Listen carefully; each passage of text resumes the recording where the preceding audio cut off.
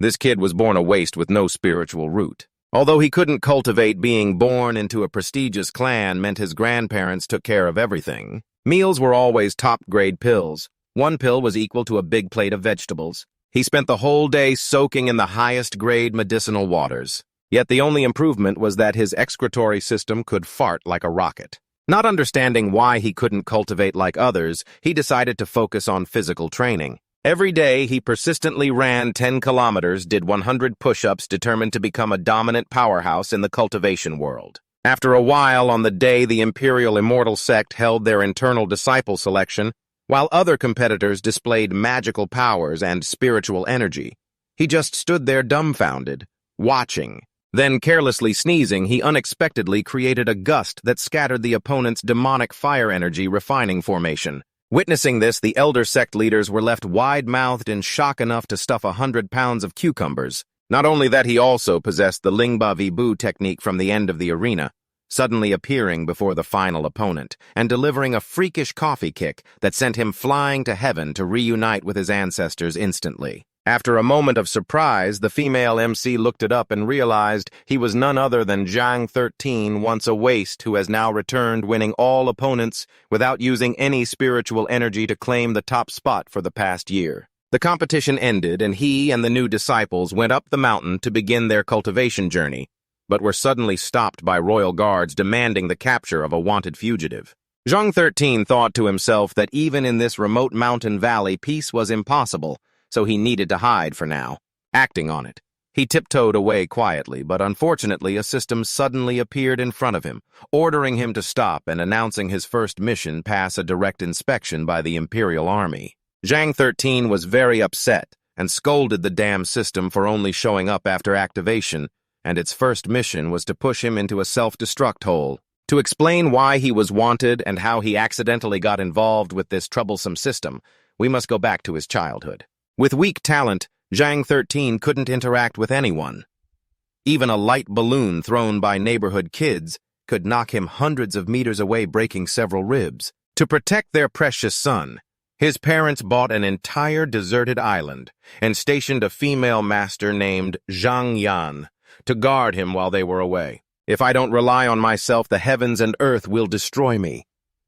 Zhang 13 didn't want to depend on anyone, so he threw himself into daily physical training, running 10 kilometers around the island 100 times, 100 squats, bending over, and finally 100 push-ups. That's a training combo even some bald guys stick to for years. Although Zhang 13 didn't lose a single hair, he possessed unbeatable strength and activated the legendary golden hand system called Immortal Body Cultivation. Unlike other systems that help owners awaken powerful spiritual roots by marrow cleansing and bone refining, this damn system only helped build muscle with the sole goal of making Zhang 13 a leading sports promoter to the public. It's lame. Not only weaker than other systems, it's also touchy. Whenever he criticized it, it'd zap him with electric shocks. Truly a devilish creature. At least it exchanged training skill points for some rewards. Over 2 years, Zhang 13 persisted in training every single day without missing. Finally, the day came when the system announced enough points to upgrade, unlocking countless new features like a high-level skill training shop.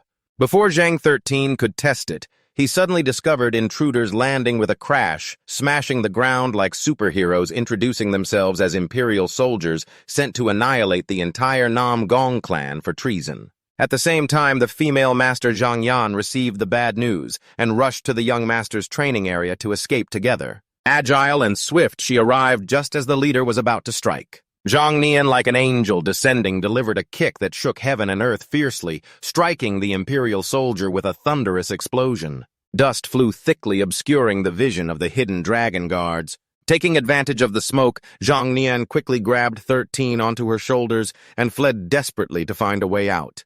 The hidden dragon guard leader stood amidst the dust, watching the two figures disappear, and chuckled darkly. Intelligence says the Zhang heir's spiritual root is crippled, just a reclusive waste on a deserted island cared for only by a maid. It seems that maid is you. Trangdian stopped and turned around, her narrow phoenix eyes filled with icy light, staring at the soldiers. Her voice was cold as ice and snow. "Young master, you should go quickly. I'll hold them off here." The leader of the Hidden Dragon Guard, hearing this, scowled fiercely and shouted, "We are the Hidden Dragon Guard serving the Imperial Court. How dare a little maid speak so arrogantly?" Finishing his words, he swung his hand, conjuring a deadly swirling vortex of magic that fiercely locked onto Trang Nin's throat. Thap Tam witnessed it all with extreme horror. The ruthless leader controlling Trang Nin violently yanked, unleashing numerous sharp kai blades like mad knives tearing into Trang Nin's body. Trang Nin's body went limp. Fresh blood gushed out and she collapsed gravely wounded. Thap Tam widened his eyes and gasped loudly, "Trang Nin! Sis, are you all right?" Trang Nin weakenedly lay on the ground, her face pale as paper, painfully groaning. She barely raised her head to look at Thap Tam, her voice faint as a spider's web. "Young master, run quickly, leave me behind." A fury erupted like a volcano, his delicate face covered by icy bones, eyes steel-like and resolute. He stood silently beside Trang Nin for a moment. Then in the next moment he decisively changed direction and marched toward the Hidden Dragon Guard. "Who dares bully my Trang Nin? I absolutely won't let it happen." Thap Tam suddenly unleashed a powerful aura. Energy circulated. His fist, clenched, tightly raised high, and struck directly at the Hidden Dragon Guard. Trang Nin looked horrified, her face pale with extreme worry following Thap Tam's retreating back. She weakly called out, "Young master, what do you want to do? He's just a useless wretch, not even as good as a mortal. How dare he delusionally oppose me?" After speaking, he cruelly swung his hand, sending a deadly, fierce blade of energy charged with death intent straight at Thap Tam. Foolishness must have its limits. A Hidden Dragon Guard nearby laughed loudly, mocking, "Stop joking. This move of yours will chop him into pieces." Facing the brutal attack, Thap Tam calmly and casually waved his hand to block with a single punch. A loud bang rang out. The deadly blade vanished without a trace. Seeing Thap Tam easily dissolve the attack with one punch, the leader of the Hidden Dragon Guard's arrogant expression turned to disbelief and horror. He shouted loudly with a trembling voice, "How is this possible? We are the prestigious Hidden Dragon Guard, and my technique was just dissolved by you." Before he could react, Thap Tam, like a phantom, struck a lightning-fast punch straight to the leader's throat. A popping sound echoed like a watermelon being crushed. The Hidden Dragon Guard leader's body stiffened and collapsed to the ground. His eyes rolled back, mouth agape, breath shallow and broken. Thap Tam stood upright, his face cold as ice. His aura filled the air, his body strong and toned, muscles firm and bones toughened. The Hidden Dragon Guard subordinates looked on in utter horror at their leader lying dead on the ground. Cold sweat streamed down. "Is he dead?" One punch killed the Hidden Dragon Guard leader. How could a useless wretch have such terrifying power? The remaining 3 Hidden Dragon Guards looked greatly alarmed. They wildly swung their weapons, attacking Thap Tam. No need to hold back anymore. Kill him at all costs. Facing 3 fierce attacks, Thap Tam remained calm as still water. His gaze focused and indifferent as he spoke while preparing his body and tendons. Thap Tam's figure was like an illusion.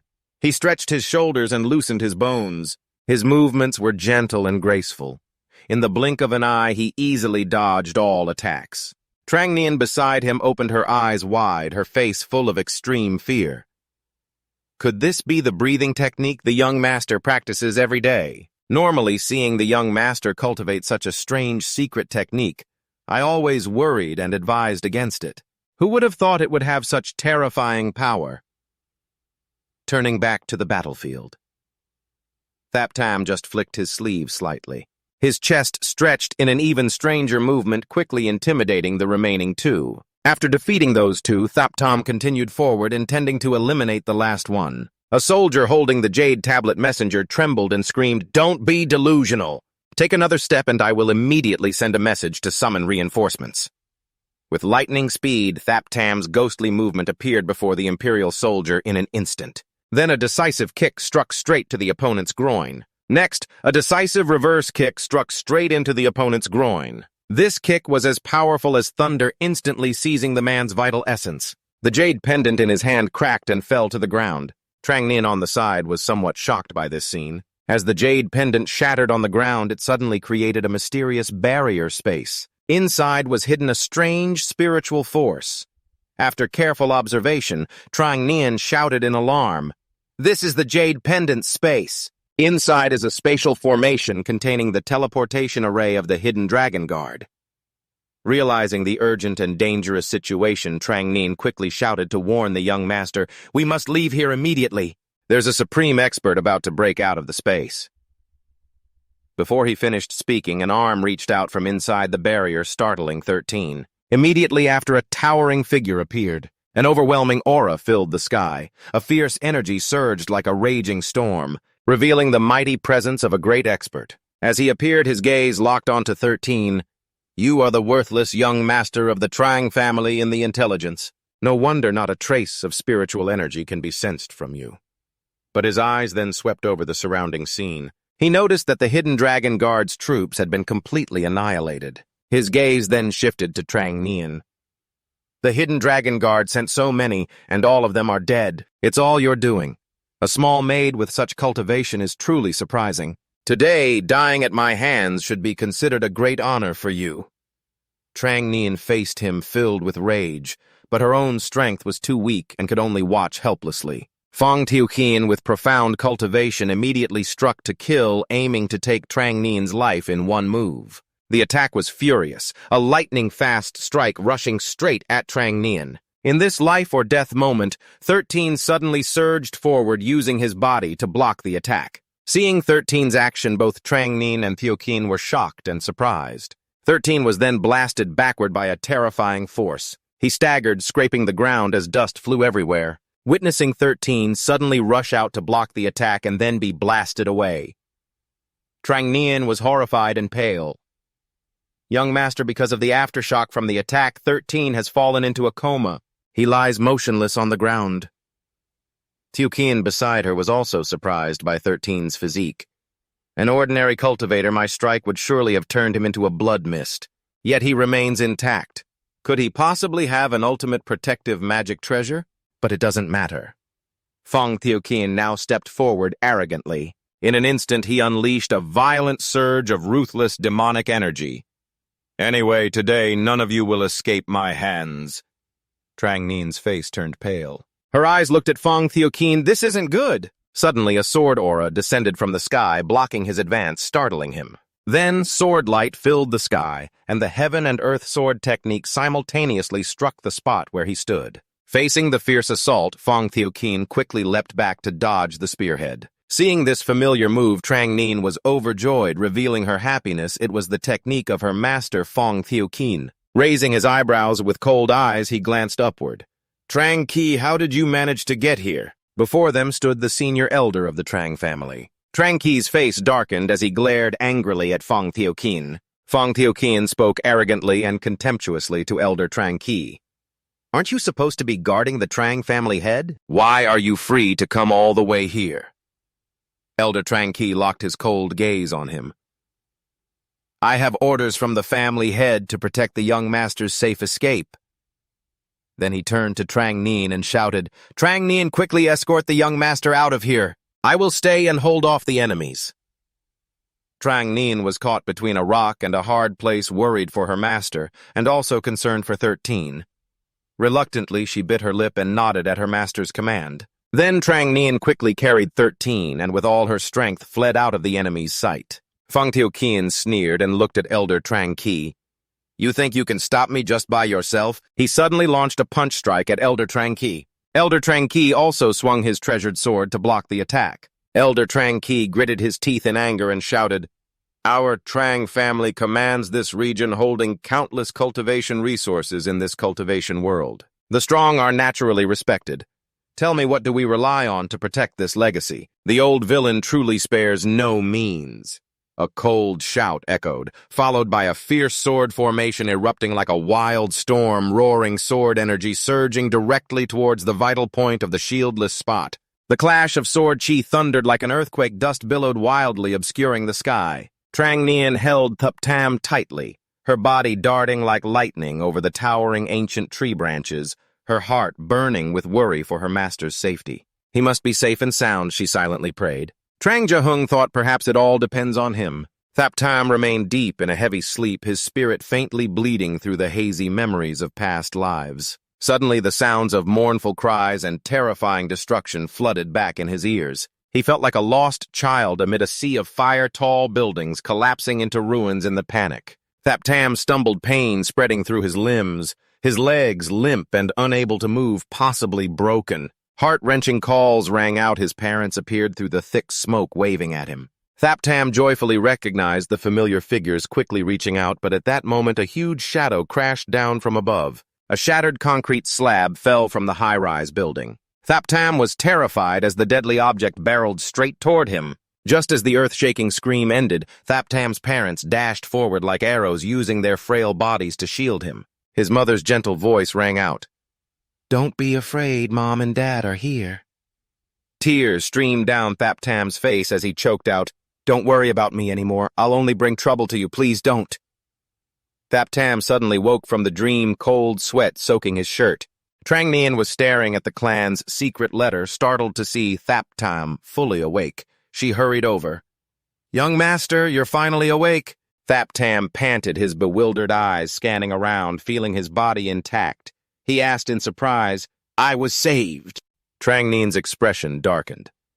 "Fortunately, the great elder arrived just in time to save our lives."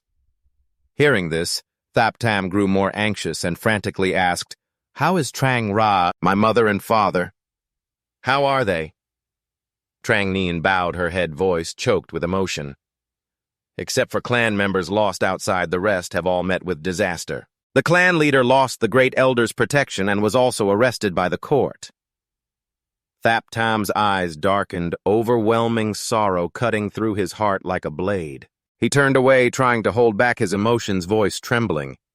"Is it because the great uncle rushed to save me and his clone near my parents weakened and was destroyed?" Trang Nian looked at Thaptam, stunned, and lost her heart, tangled with 100 worries, unsure how to comfort him. Thaptam suddenly exploded with anger, slamming his fist hard against the wall. "Detestable! Detestable! Detestable!" A loud explosion rang out, and the solid stone wall immediately collapsed into rubble. Thaptam blamed himself. "In past lives, or this one, I have always brought trouble to my parents because I was too weak and incompetent, always needing their protection. Could I really be that useless? Am I forever just a failure in everyone's eyes?"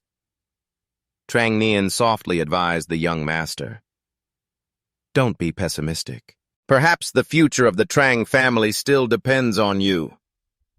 Thaptam was startled and looked up in surprise, asking what sister just said. Trang Nian seriously explained, "Participate in the Huiyan Tien Dao competition to win the title of Dao Child. As long as you win, there might be a chance to save the Trang family." The Huiyan Tien competition is a major event in the cultivation world held once every 10 years. Its purpose is to find the most outstanding new Huiyan Tien Dao Child talent. Dao children throughout generations can enjoy supreme cultivation resources and privileges. They might even petition the court to grant a pardon to the world. It's not impossible.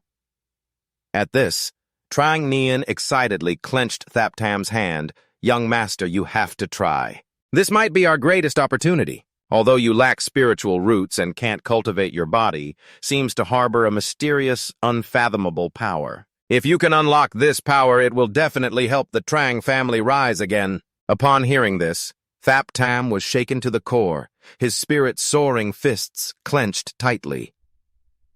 "Then we should immediately retreat to seclusion, close the doors, and train hard to strengthen the body and increase our power." Trang Nian showed hesitation again. "But the Huiyan Tien Grand Assembly only allows official disciples to participate. Shadow cultivators have no qualifications." Thaptam was stunned, scratching his head in confusion. "So doesn't that mean I have to join a sect? But my talent is easily exposed by others." Trang Nian patted Thaptam's shoulder to comfort him. "Young master, don't worry. I have found a hidden mountain sect in the southern wilderness, a blessed place favored by heaven, perfect for cultivation. The Imperial Court's forces will have a hard time finding you there. Just a little disguise and you'll be fine." Thaptam's face wrinkled like a steamed bun in discomfort as he looked at Trang Nian's big, sharp teeth. "But young master, your cultivation path from now on can only be pioneered by yourself. This old servant must obey the master's order and hurriedly set out to rally the remaining clansmen to plan the revival of the Trang family." "Young master, you must be very careful." Thap Tam's spirit soared, shouting thunderously, "I will train hard diligently, strengthen my muscles and bones, and enhance my cultivation." With that, Thap Tam stepped into the outer gate of the Yu Lam immortal sect.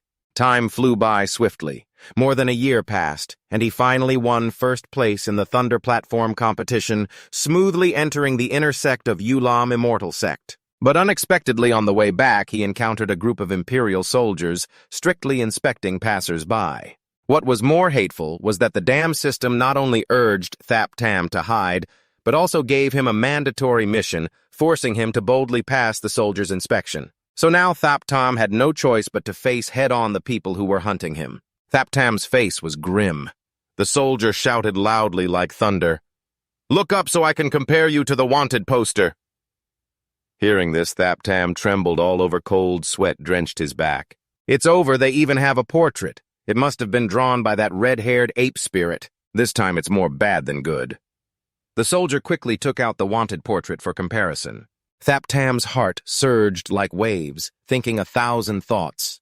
What should I do now? If I directly attack and scatter them, will that count as officially passing? His hands silently clenched tightly, ready to fight. The wanted portrait slowly unfolded and was officially compared to Thap Tam, but just a glance nearly made the soldier spit blood. His portrait was drawn ugly like a demon, which disappointed and even infuriated him at the painting. Just like that, the wanted man was casually overlooked. The pursuing soldiers gradually left, one after another. Speaking of the moment the portrait was sketched, Thieu Kien refused to describe it with words and boldly declared, "I want to personally paint Thap Tam's portrait."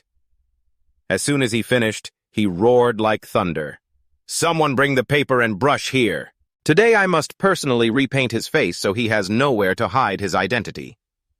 Relying on his extraordinary painting skills, he began to sketch Thap Tam's portrait. Returning to Thap Tam's situation, the system simultaneously displayed attribute notifications and mission progress. Seeing the mission completed, Thap Tam breathed a sigh of relief and exclaimed, "The ordeal is finally over." Next, he just needed to enter the inner sect to quietly cultivate, making sure no one discovered his useless spiritual root. An old lady's voice suddenly replaced the notification, plunging Thap Tam once again into despair. According to the current regulations, new inner sect disciples still need to have their spiritual roots tested. Only then can a newcomer officially enter.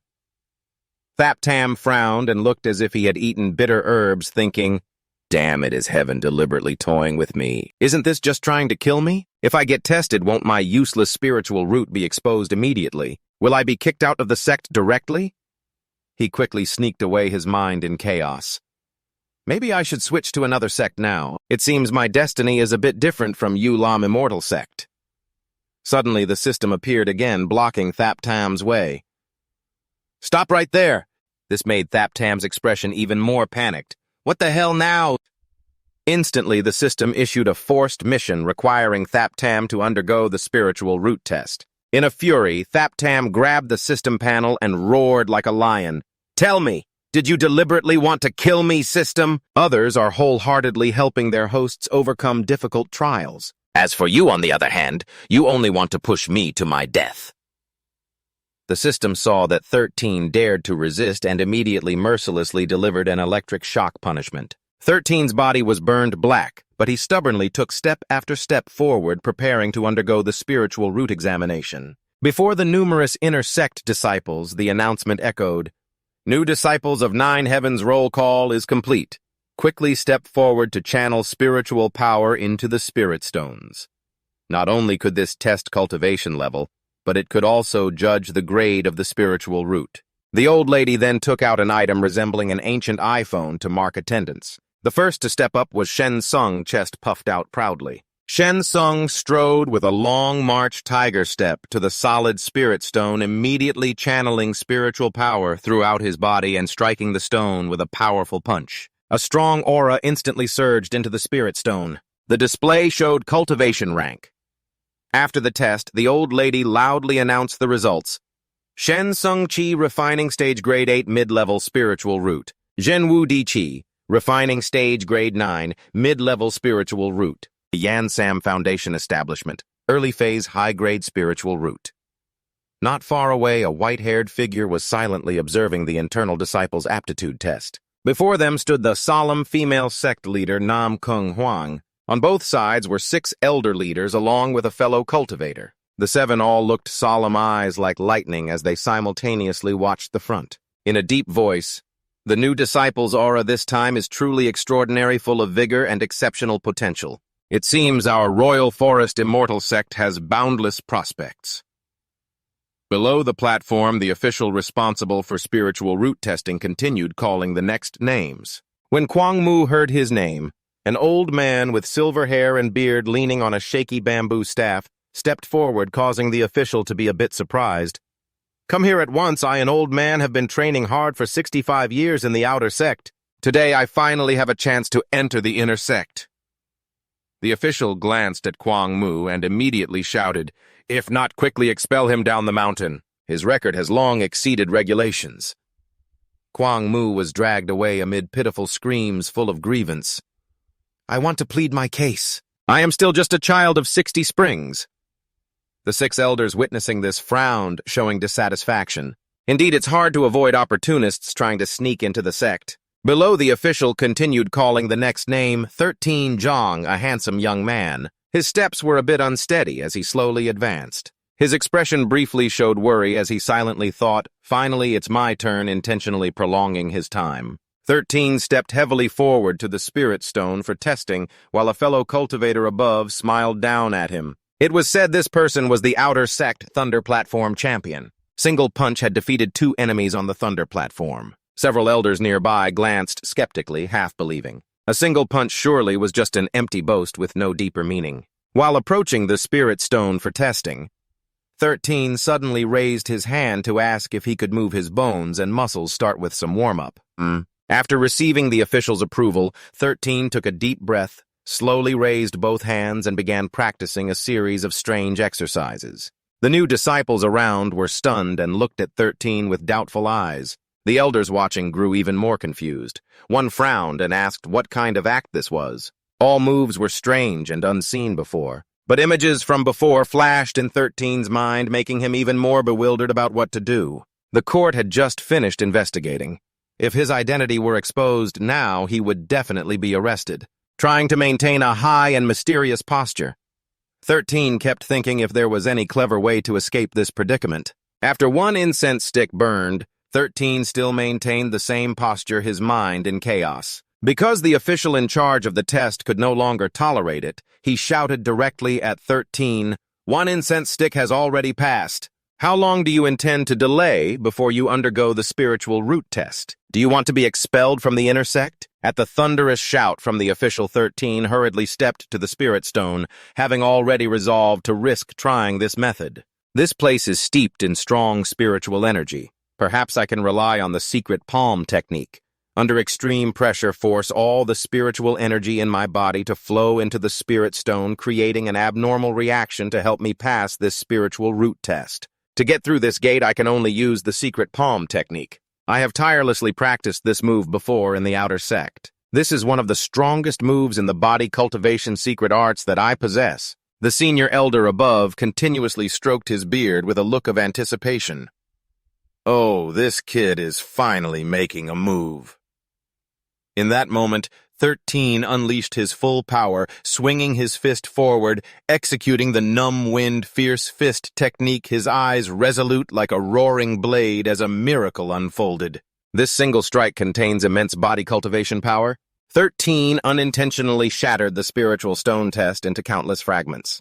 This is a basic introductory move during the familiarization and initial mastery phase, and also one of the most effective techniques. Before this, 13 had to relentlessly practice the sand-beating bag daily to train this skill. After countless training sessions, his cultivation advanced significantly. Unexpectedly today, he used this single strike and accidentally shattered the spiritual stone test of the Imperial Forest Immortal sect. Seeing the sect's spiritual stone test shattered into dust by 13, the steward was horrified and pale. The sky suddenly roared with thunderous dragon cries that shook heaven and earth. Countless fierce thunderbolts appeared in an instant between heaven and earth, striking straight down on the Imperial Forest Immortal sect, terrifying everyone. Nam Kung Huang and two elders were also shocked to the extreme when they witnessed this strange phenomenon firsthand. The elder friend's face involuntarily showed distress. Our spiritual stone test shattered.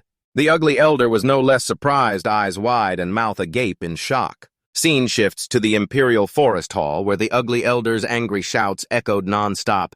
"Damn it, won't you let me go? Today I will tear this brat to pieces to vent my anger."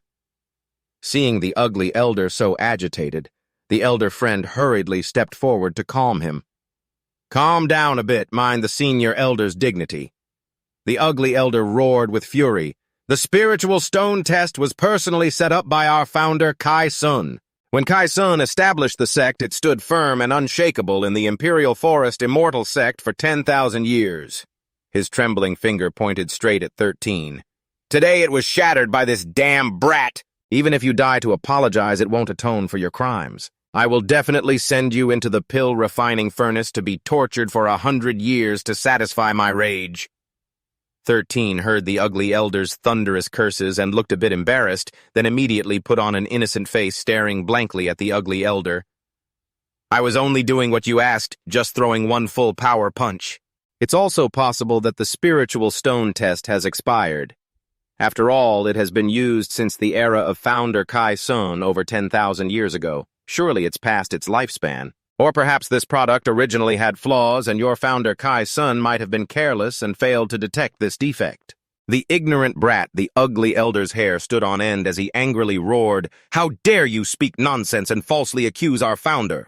Nam Kung Huang raised his voice at this critical moment, terrifying everyone present. "Everyone be silent.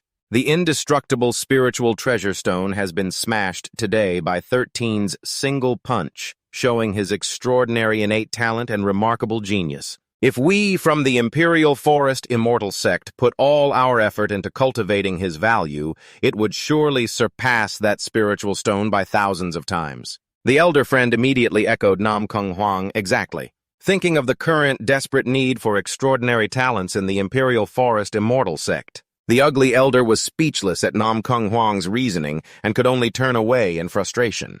Nam Kung Huang's eyes locked onto 13 like lightning, shouting, "Anyway, the spiritual stone test is a sacred artifact personally established by founder Kai Sun, so the sect must discipline you. You are now punished to seclude yourself and repent at Heavenly Wind Peak for 1 month." Scene shifts to Heavenly Wind Peak, a towering mountain next to the Imperial Forest Immortal Sect. 13's face was full of sorrow and bitterness as he was confined in this remote mountain valley. His eyes scanned around, murmuring, "This place has pure springs and lush trees with dense spiritual energy." After a careful observation, 13 stretched happily. Indeed, this secluded, blessed land requires no worry about exposing his special identity. He immediately quietly opened the cultivation system panel in his mind, feeling assured to train here. Yet before him appeared the dazzling system upgrade. Conditions, refinement points, physique points, cultivation, technique, proficiency. 5th grade, Demon Core. 6. Families of Demon Beast Flesh and Blood. The last demon beast being a mid-grade primordial essence. Looking at these harsh conditions, 13 stroked his chin thoughtfully. Only by upgrading the system could he break through to the next cultivation realm. His current stats were still far behind. Without hesitation, he clicked on the new cultivation technique categories, taking it step by step.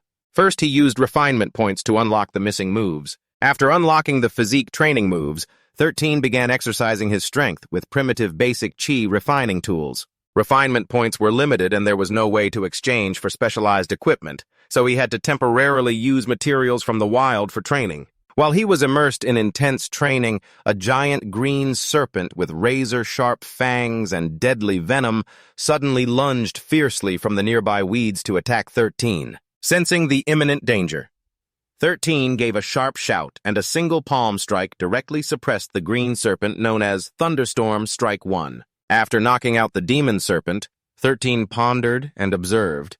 Indeed, the materials for body training had come to Hao Hao's door. Then the calls of battle spirit echoed across Heavenly Wind Peak. 13 used the flexible bodies of the 6 serpents to train his tendons and bones with incredible elasticity and unmatched flexibility. 13 was using the demon serpents to strengthen his dual hand power. The demon serpents were pitifully restrained, their heads tied tightly to large stones' bodies stretched by 13's force during grueling training.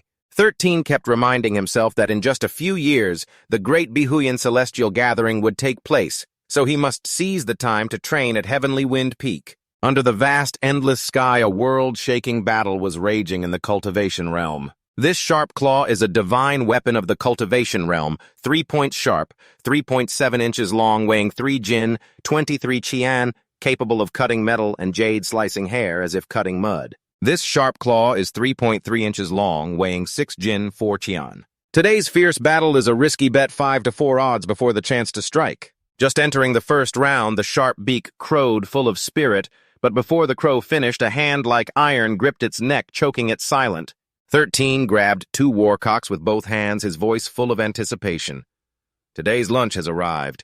In the blink of an eye, the fierce warcocks were plucked by 13, roasted, and turned into humble sustenance for his cultivation. Besides body training, high-quality protein is also indispensable in the process of strengthening the flesh. Suddenly, the clouds above began condensing into a giant vortex, forming a terrifying storm in the blink of an eye. Seeing the ominous celestial phenomenon, dark clouds rolled in and thunder rumbled. 13 frowned and observed why suddenly the dark clouds gather with such loud thunder. A storm is coming.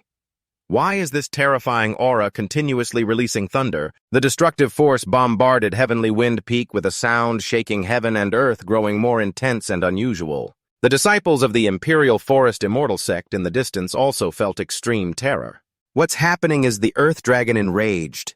The old villain and Nam Kung Huang nearby, with matching anxious expressions, also sensed the overwhelming surge of the great heavenly and earthly energy. The old villain frowned and glanced towards Heavenly Wind Peak, softly saying, "This is the mighty energy of the great thunder tribulation. It only appears when someone defies heaven to ascend realms and triggers this aura.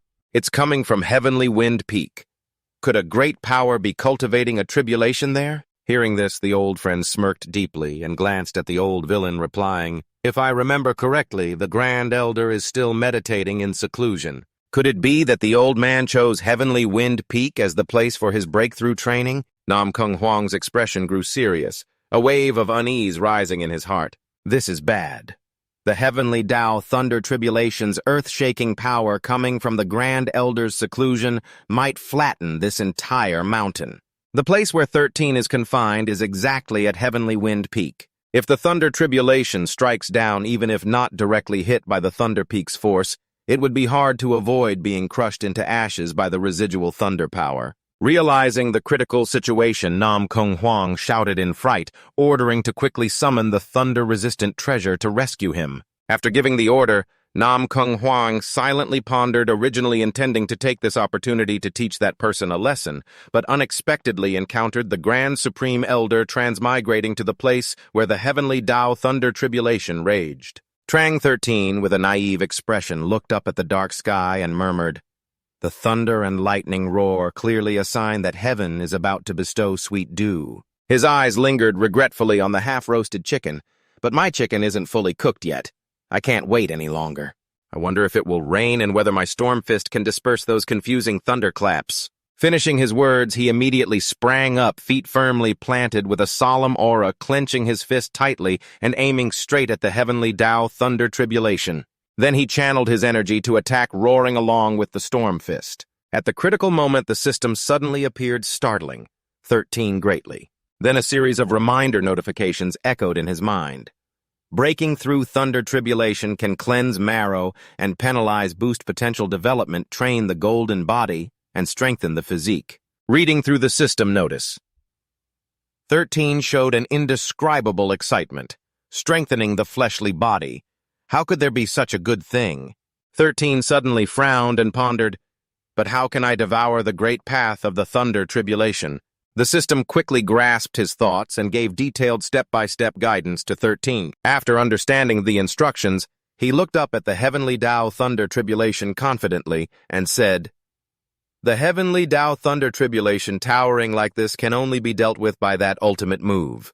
13 then paused to gain momentum, eyes fixed on the Thunder Tribulation using aerial body techniques. After gathering enough strength, 13 swung his fist fiercely, flying forward to approach the thunder tribulation, his face showing unprecedented determination. From afar, one could only see his figure as fast as flowing light. In the blink of an eye, he had entered the center of the thunder tribulation. Upon arrival, 13 shouted fiercely with overwhelming momentum, "Come at me!" In an instant, countless thunder tribulations simultaneously struck 13's body. Each wave of thunder tribulation contained supreme heavenly authority, the aura of thunder and electricity violently surrounding 13's small body in the blink of an eye. After devouring the first wave of thunder tribulation, 13's spirit surged. He shouted loudly, "A little more power!" Still far from the system's punishment level. Under the dense heavenly tribulation and the system's fury, a bolt of top-tier thunder tribulation energy quickly descended, directly aiming at 13. Facing the powerful thunder tribulation bolt, 13's eyes widened in alarm. Within just a few breaths, the thunder tribulation made 13's whole body numb and the arrogant momentum vanished like smoke. Among the countless thunder tribulation bolts of the heavenly Tao, strangely none struck the summit of heavenly wind. This made Nam Kung Huang, old bad and old friend, extremely perplexed. Nam Kung Huang's face showed surprise. See, why don't the thunder tribulation bolts strike the summit of heavenly wind directly but explode mid-air like this? Sensing something unusual, the three hurriedly exerted all their strength to fly toward the summit of heavenly wind. At that moment, a hand was forming a seal and then relaxed. The Grand Supreme Elder, breaking through, sat on a rock at the summit of heavenly wind and exhaled softly. "My realm has finally broken through. But why does the heavenly Tao thunder tribulation dare not strike my body?" The old man looked a bit curious, his mind filled with many puzzling questions. The Grand Supreme Elder leisurely walked atop Heavenly Wind Mountain when suddenly his keen sense of smell caught a faint, strange fragrance drifting toward him. Too curious about this mysterious scent, he quickly flew toward the source of the fragrance. Upon arrival, he encountered Trang 13 roasting chicken, his body-charred eyes wide and mouth agape as he looked at the Elder. The Grand Supreme Elder looked at him puzzled, thinking, "Why is this kid's whole body so blackened like this?" Judging by his clothing, it's clear he is a disciple of the Imperial Forest Immortal sect. Before sealing himself off, I secretly instructed Nam Kung Huang that if he met a disciple with uncommon talent, he could send him here for my guidance. Now he is the second person sent here. 13's face still carries a childish look, his delicate eyelids slightly furrowed, eyes full of suspicion, locked on the figure of the Grand Supreme Elder. He has been staring at me all along.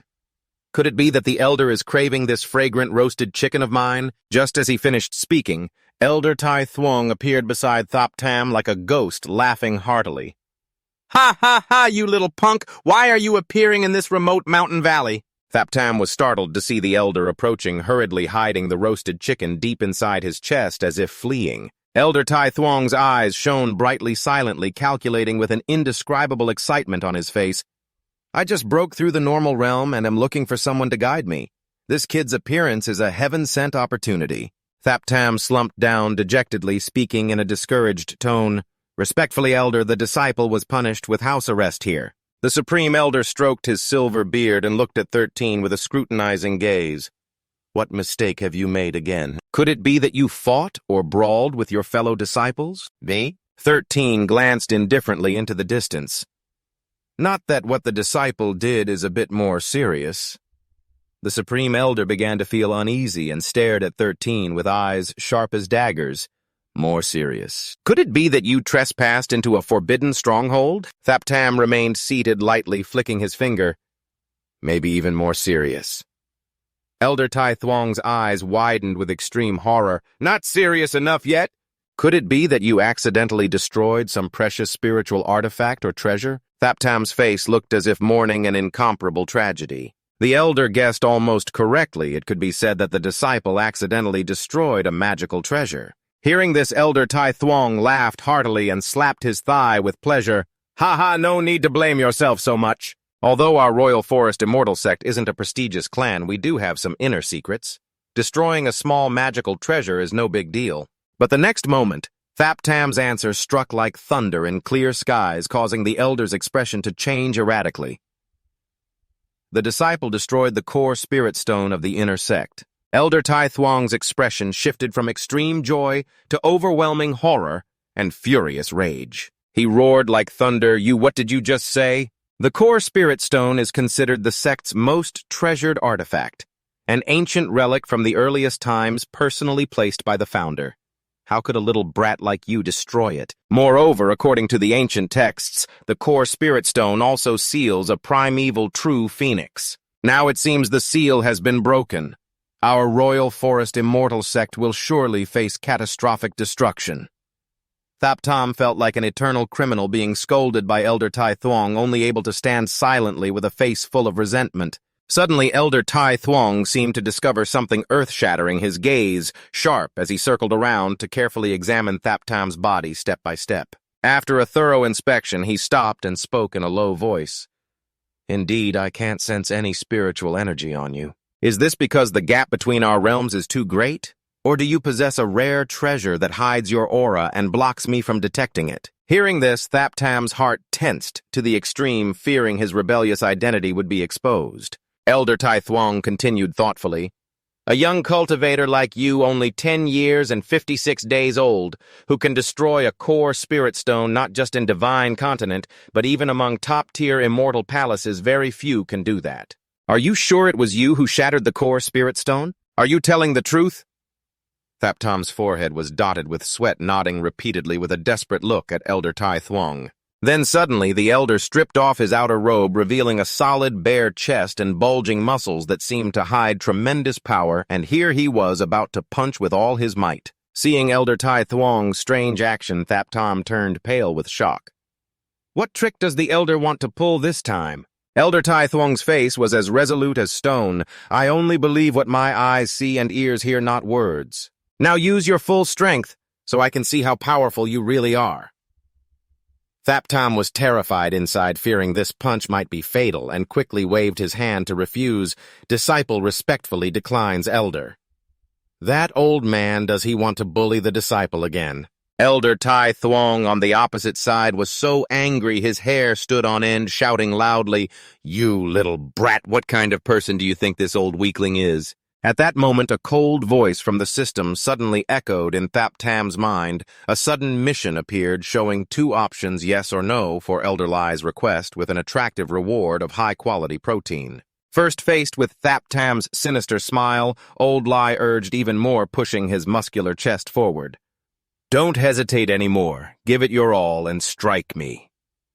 Old Lai chuckled inwardly with pride, because having just reached a new peak after breaking through his realm, his defense method and the heavenly steel chi body protection technique had also improved tremendously, just the perfect chance to test them out.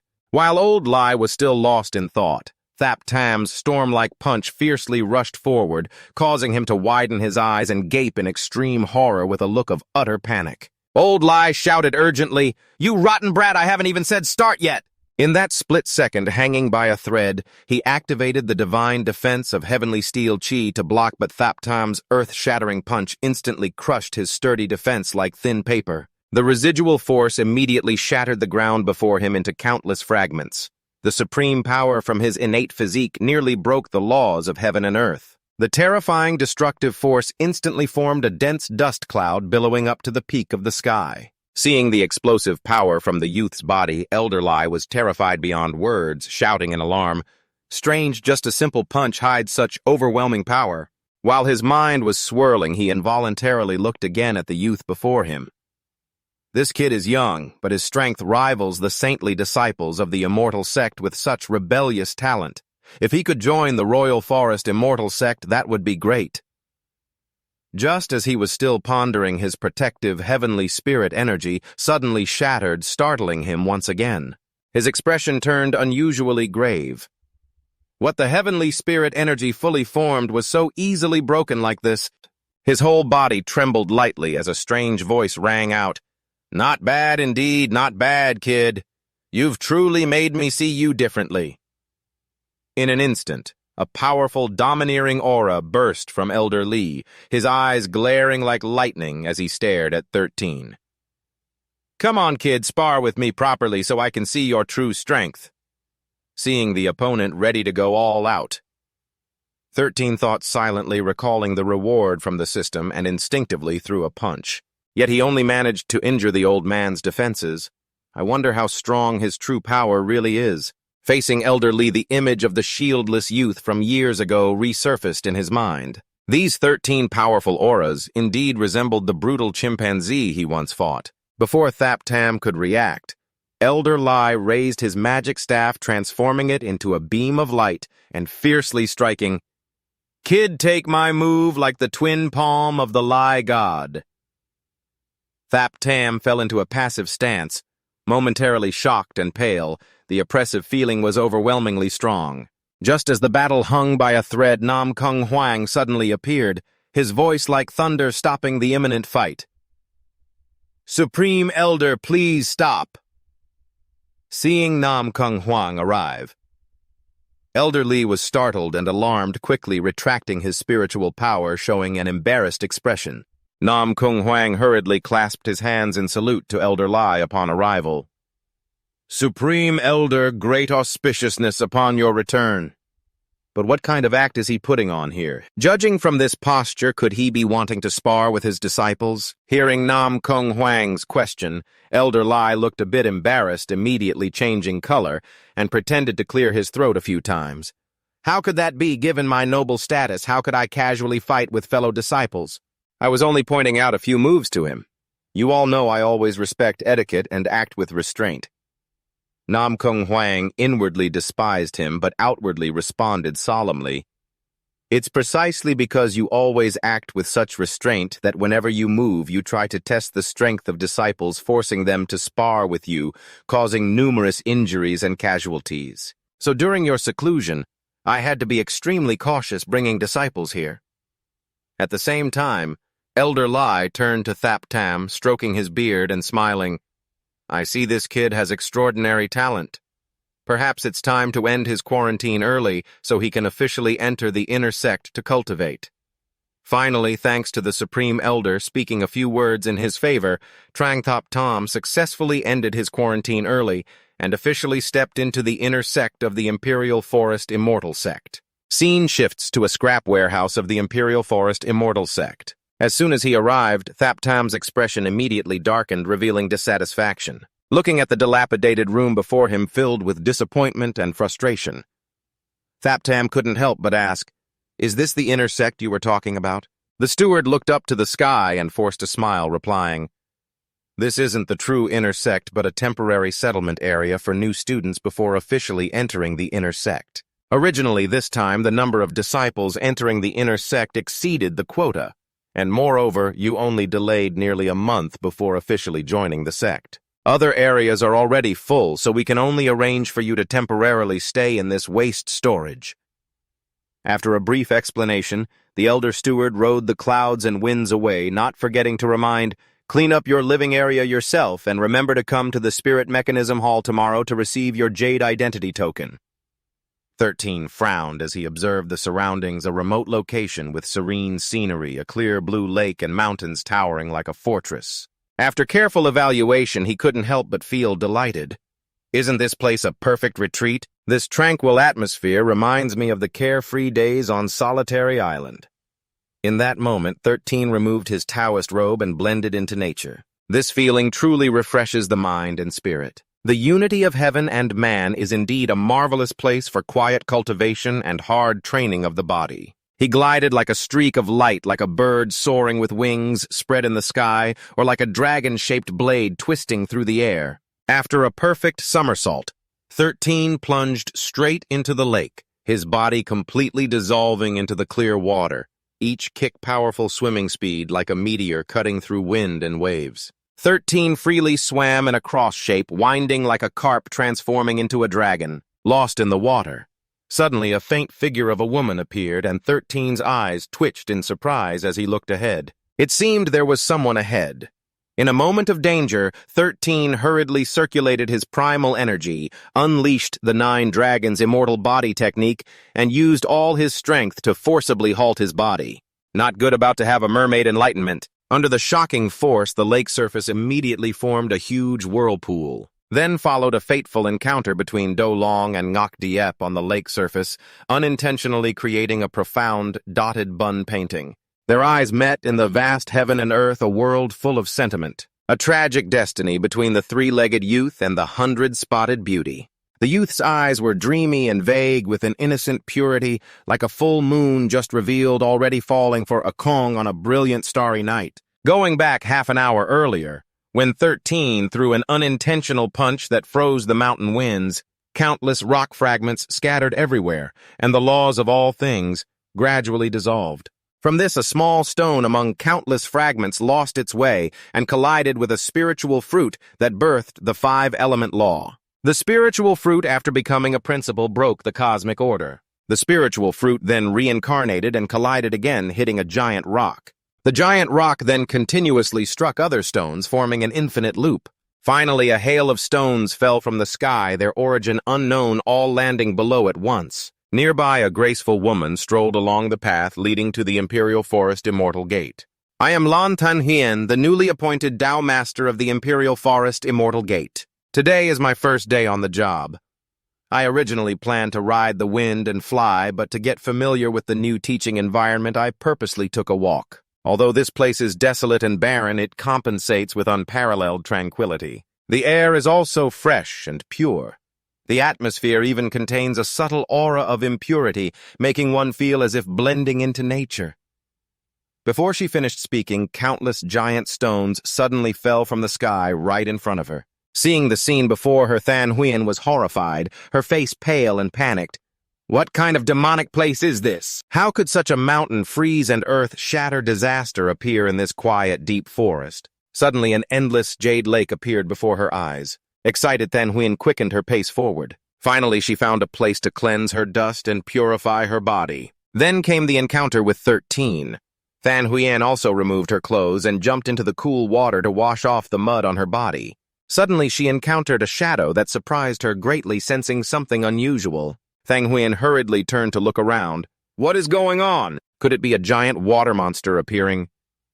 Immediately, the water surface stirred violently, forming endless whirlpools. Then 13 appeared with a naive face, staring intently at her. The situation happened too quickly for Than Huyen to react, her eyes wide in amazement. She carefully admired 13's strong body and thought, "The body lines are perfect, but something feels off. It seems my body is completely naked in front of this man, right?" After realizing she was in an embarrassing situation, Than Huyen screamed out in panic with a terrifying shout. She quickly put on an outer robe to cover herself, then moved to summon her treasured sword, glaring at Thap Tam as she shouted, "Shameless thief, how dare you!" Caught off guard. Thap Tam hurriedly raised his hand to explain, "It's a misunderstanding, just an accident." Than Huyen, on the opposite side, ignored the explanation and wildly swung her sword toward him. The powerful sword aura instantly carved a deep cut on the pond's surface, showcasing immense force. Thap Tam's eyes widened in fear, thinking, "This sword aura is too strong. If I get hit, I'll be done for." Seeing Thap Tam's reaction, Than Huyen lunged forward once again. "Die! I saw a furious beauty holding a sword charging at me, wanting to kill me." Thap Tam was stunned as he looked at the scenery on her chest. Her cheeks were flushed pink. Immediately, he nimbly dodged to one side to avoid her powerful attack. A bit annoyed after successfully avoiding the strike, Thap Tam opened his mouth and shouted angrily, "I told you it's just an accident." Moreover, this look of hers is even more enchanting than before. Than Huyen grew even more furious at Thap Tam's words. "You dare say that? Looks like I have no choice but to kill you." Without hesitation, Than Huyen swung her sword horizontally forward. Her anger erupted across the sky. Thap Tam, on the opposite side, hurriedly retreated, continuing to dodge the sword's path. Immediately after, the sword stroke accidentally sliced through the fringe of his hair, making him panic. "Whoa, that was too close to death!" Feeling he couldn't explain, Thap Tam quickly swam away at an incredible speed. "If I can't explain, better to run first and think later." As he swam away, he left a huge splash everywhere, surprising Than Huyen. The water surface then calmed back to its original quiet state. Than Huyen, with a cold expression, stared ahead. He actually managed to escape already. Incredible agility. Before bathing, she clearly released her divine sense to detect others' aura, but still carelessly let him get close. "Don't let me catch you again." or else with this furious look. Than Huyen stood in the middle of the pond shouting loudly, "I swear I will never coexist with you under the same sky." Meanwhile, Thap Tam hid behind a huge rock with a sorrowful expression. After successfully escaping from her sight, Thap Tam let out a sigh of relief. That was too dangerous just now. After a short while, he went deeper inside the inner sect, following the guidance of an old friend to receive his identity, Jade Token under disguise. Thap Tam was a bit puzzled. Is this the inner sect of the Imperial Forest Immortal Sect? Indeed, the aura here is much more extraordinary than the outer sect, but the style here is a little strange.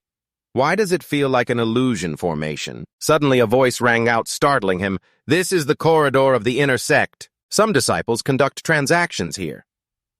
Hearing the explanation from the fellow Taoist beside him, Trang Tup Tom was still confused and turned to evaluate the woman next to him. Immediately he bowed in greeting.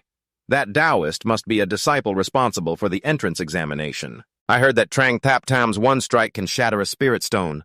Thap Tam was surprised and hurried to explain, Is there a misunderstanding? I'm covered head to toe like this. How could you recognize me? The woman immediately rushed forward and hugged him tightly, clearly extremely happy. Great benefactor, I've finally found you. Even if you turned into dust, I would still recognize you. In Thap Tam's mind, he was puzzled. Why does she call me benefactor? The woman then told her story along with 13 little girls named Wan Wan. Thanks to benefactor's one strike shattering the spirit stone, I was lucky enough to pass the exam and slip into the inner sect. If I hadn't passed that entrance test, I probably would have been expelled from the sect long ago. Thap Tam took the opportunity to ask about the location of the spirit mechanism hall. You've been in the sect for almost a month. You probably know the way to the spirit mechanism hall, right? I've been searching for half a day with no sign of it. When Wan Wan happily led Thap Tam to the spirit mechanism hall, as soon as he stepped there, he heard countless whispers and chatter from the crowd of disciples. Everyone is looking at me. Facing those whispers, Thap Tam felt a bit troubled. Could it be that everyone already knows about that? I never wanted to draw attention. I only want to focus on my cultivation. Wan Wan hurriedly took out an item resembling an iPhone from the sect. The incident with the first strike shattering the sure spirit stone was unprecedented. Back then, the matter shook the entire sect for half a month. Seeing the novel item in Owan's hand, Thap Tam was stunned, mouth agape. Does the cultivation world really have such advanced treasures? The guy then also went to the counter to claim the jade identity token belonging to him. Wan explained in detail. This jade token not only proves identity, but can also be used to look up sect information and many other functions. Thap Tam clenched the jade token tightly, thinking to himself, finally I have officially set foot inside the inner sect. I also now have the qualification to participate in the Xuantian conference. Wan spoke, causing Thap Tam to show clear surprise. So the Xuantian conference is actually the real goal. But the Yulam Immortal Sect only has 2 spots for participation. Moreover, this is just the preliminary round.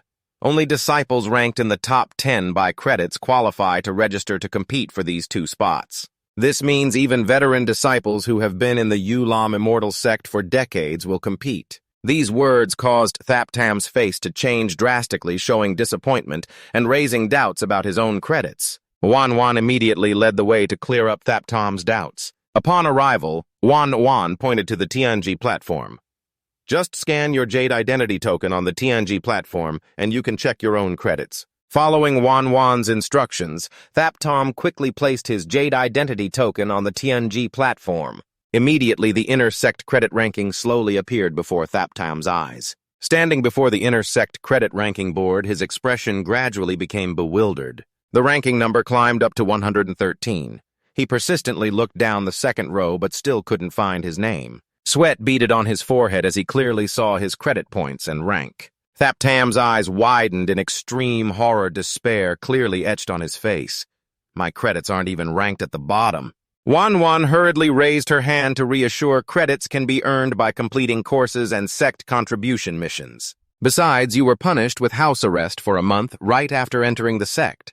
Temporarily falling behind others is normal. You don't need to be too pessimistic. With your abilities, I believe you will quickly catch up and surpass others. Still gloomy, Thap Tam said, dissatisfied. You mean to say that to earn credits I have to stand out in front of everyone's eyes? Inside his heart tangled with confusion and frustration. Wouldn't that easily expose my identity? I just want to cultivate in peace. Suddenly, a male figure stormed into Lingji Hall, shouting loudly, "Thaptam brat! Get out here now!" The man was aggressive and fierce-looking. He yelled wildly in Lingji Hall, attracting everyone's attention. Thaptam frowned, looking disdainfully straight at the opponent. "What kind of hybrid trash are you, Wan?"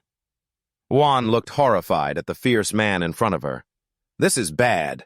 How did that damnable guy manage to track him all the way here?" Hatred surged wildly in his heart, resentment burning high. Those beside Thaptam were startled and scared hearing Wan's panicked shout. "What? I have never staged a fight with him. How could I senselessly make an enemy of him?" Wan's expression turned serious, quickly replying, "It's probably because during the entrance aptitude test this matter is crucial for future cultivation prospects. It's truly a test assessing genuine aptitude not only related to merit points, but also a basis to classify ranks. 2 months later, you crushed the Sure Spirit Stone with one strike, directly invalidating the test results. This made him hold a grudge inside, his resentment hard to dissipate. With a proud expression, he pointed straight at Thaptam and shouted, "You deceitful brat! You used a despicable trick to sabotage the Sure Spirit Stone. Today I will expose your true face before everyone. Do you dare to fight a life-or-death duel with me?" In his anger, he thought to himself that merit points could be exchanged for countless cultivation resources, yet you caused me such a great loss. Let's see how I strip away your cultivation today. Wan hurriedly raised her voice to stop him, her tone full of worry. "Absolutely not allowed. Do you still remember the merit ranking of the new inner sect disciples we just saw? Not only are the top 3 absolutely dominant among all heroes, he is one of those 3. And his cultivation has already reached the early foundation establishment stage. His name is Mongfi La, ranked 3rd on the new intersect disciples list." Then Mongfi La shouted, urging Thaptam to accept the challenge. "Thaptam, if you have any guts left, step up here and settle this with me." Wan quickly reminded. According to intersect rules, no one is allowed to start a fight without the opponent's agreement to the challenge. After all, there is an elder present in the spirit mechanism hall. He wouldn't dare act recklessly. Following Wan's guidance, Thaptam decisively raised his hand to refuse the challenge. This startled Fi La, and the next moment he turned and left. "I'm busy earning merit points, no time to waste with you." Fi La felt humiliated, grinding his teeth with an angry expression. "I am a proud new inner sect disciple ranked 3rd, and yet you treat my challenge like a child's game." Saying this, he roared fiercely. "Then how about a wager of 50,000 merit points? Do you dare?" Hearing the mention of merit points, Thaptam suddenly paused, the corner of his mouth curling into a sinister smile. The system then displayed a mission notification offering 2 choices in response to Mongfi La's challenge. This mission reward also included a specialized spiritual fragment weapon. He silently stared at the system screen, but this mission reward was worth a huge 300 spirit points. His eyes suddenly shone brightly. Merit points and a mission reward, definitely an irresistible temptation. But no, if he acted on it, he would attract the crowd's attention, which would expose his identity. I must maintain a normal appearance, endure quietly, and not let greed cloud my judgment. For a moment, greed was clearly visible on his face as he stared straight ahead. At this moment, he boldly stood on the arena facing Mongfi La, accepting the challenge. After a moment of inner turmoil, Thaptam covered his face with his hand. Until the last minute, he still succumbed to the greed in his heart. Wan below the arena shouted continuously to cheer. "It's come to this, my benefactor. I believe you will definitely win this match." Thaptam on the stage looked toward Fi La, silently calculating how to deal with him. Using health-preserving palm techniques would be excessive. The key point is not to overdo it. Avoid revealing his identity and not to boast before everyone. Mongfi La on the opposite side sneered with contempt, then laughed loudly and shouted, "Ha ha, I've finally waited for this day." Accepting this challenge is like signing a death warrant. Even if I kill you here, I won't bear any responsibility. Saying this, he swung his hand, channeling spiritual energy to summon the Red Cliff Black Dragon Spear. Seeing this, Wan below the arena was terrified, eyes wide. Could this power be a low-grade spirit realm weapon? In this remote wilderness, and considering he is only a newcomer, how could he possibly possess such a weapon? I fear my benefactor is in great danger on the arena. La gripped the red cliff. Black Dragon Spear tightly and charged at Thap Tam at full speed. Die! Let me face your earth-shattering strike head-on. Thap Tam used his exceptional eyesight, staring straight ahead, and swiftly grabbed the weapon. Then he repeated a strange weightlifting motion. Everyone present, all the inner sect disciples below, were shocked to the extreme, mouths agape. Using his strong spirit points, Thap Tam broke the opponent's weapon in an instant. Faced with this situation, Phi La and Wan Wan were completely confused. What on earth is happening? Suddenly, Thap Tam felt a bit embarrassed about his own recent actions. Wait, what am I doing? Didn't I tell you not to show off? Just now I saw a cylindrical object and instinctively thought it was weightlifting. Mong Phi La on the opposite side suddenly knelt down looking at the Shik-Beak magical treasure in his hand with a face full of sorrow, regret, and anguish. He exclaimed, "My family heirloom, Shik-Beak treasure." Yet it was broken by his bare body. Rage flared up to the sky. He kept yelling like thunder, scaring Thap Tam. "This time I will skin you alive, tear your bones apart and smash you into pieces." Finishing his words, he roared and charged forward with a punch full of swirling energy. But Thap Tam's strange agility calmly dodged his figure, shifting slightly as he easily avoided countless attacks. During the fight, seeing his opponent's unstable footing, Thap Tam quickly spotted a weakness. "Your arm strength is good, but your foundation is shaky. Looks like you've been neglecting rigorous training."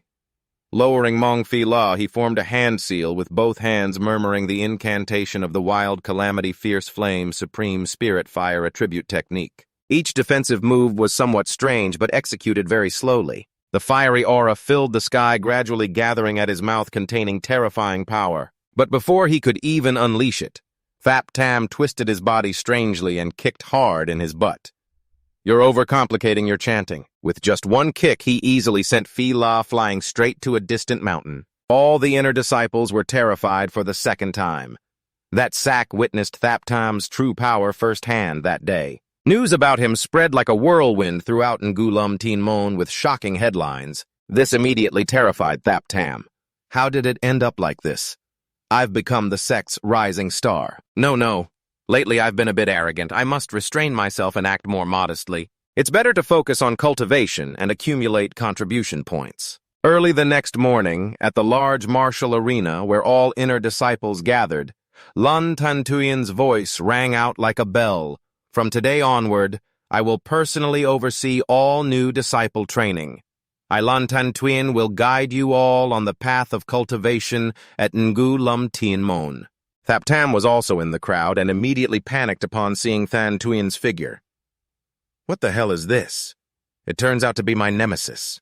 Lun Tang Tuyen stood in front of all the inner disciples and introduced herself. Seeing this, Thap Tam felt even more uneasy and hurriedly looked for a way to escape. This is bad, truly a narrow alley for enemies. To avoid trouble, it's best to leave early. Amid the sea of inner disciples, Tan Tuyen's eyes flickered and caught sight of a familiar figure. That brat wants to run away. Does he dare to disrespect me like that? She paused for a moment, then shouted loudly. "The blue-haired disciple, do you have urgent business to leave early?" Thap Tam broke into a cold sweat, terrified that she had found him out. Immediately, another disciple stepped forward and scolded loudly. "This is the very first lesson of the master, and you want to leave? Do you despise the sect leader?" He grabbed Thap Tam's shoulder, spun him around, and shouted, "Hurry back and continue listening." Damn it! Thap Tam was suddenly turned around by someone else, revealing his usual unruly face. From afar, Tan Tuyen stared intently at Thap Tam, suddenly feeling a familiar stir as memories from years ago flooded back. "He is actually the lustful rogue who accidentally saw me bathing a few days ago. I searched 1,000 miles without turning back, but he was right in front of me. He's a new disciple of Ngulam Tin Mon. Today you've fallen into my hands. Your worthless life is hard to save." She immediately used secret sound transmission, which surprised Thap Tam.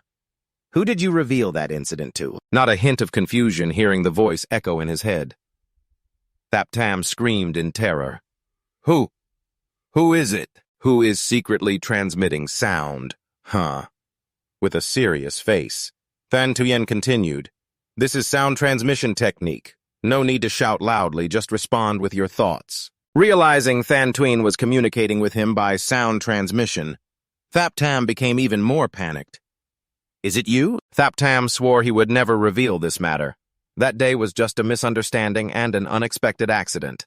Thang Tuyen's lips curled into a mocking smile, thinking to herself, very good, by then it would inevitably make you wish you were dead, but here at Sunmoon I can't act recklessly. First I have to torment you a bit, let you taste some suffering. After outlining her plan, Than Tuyen raised her voice and declared, "Today's first lesson, I want to train your abilities acknowledging your prestige. You all know that if cultivation levels differ too much, the stronger opponent doesn't even need to fight, just releasing spiritual power to display dominance can easily repel the rival. Spiritual dominance is also an inevitable process for cultivators. So now I need one disciple to step onto the stage and demonstrate in front of everyone. Who is willing to spar with me?" Hearing this, a sect member immediately showed an unusually excited expression, secretly thinking that the chance to get close to the master has finally come. The heir of the Jiang family possesses extraordinary talent. The reason for hiding the humble Lin's appearance among the third-tier sects is entirely because of her. Jiang Mukjung immediately stepped forward to greet her, extending his hand to pay respects as a disciple to the master willing to cooperate. Before he could finish speaking, Than Tuyen waved her sleeve with a thunderous look, directly striking Jiang Mukjung hundreds of feet away, ending the enthusiastic act in an instant. She immediately moved to stand in front of Thaptam, her voice like a silver bell carrying deep meaning.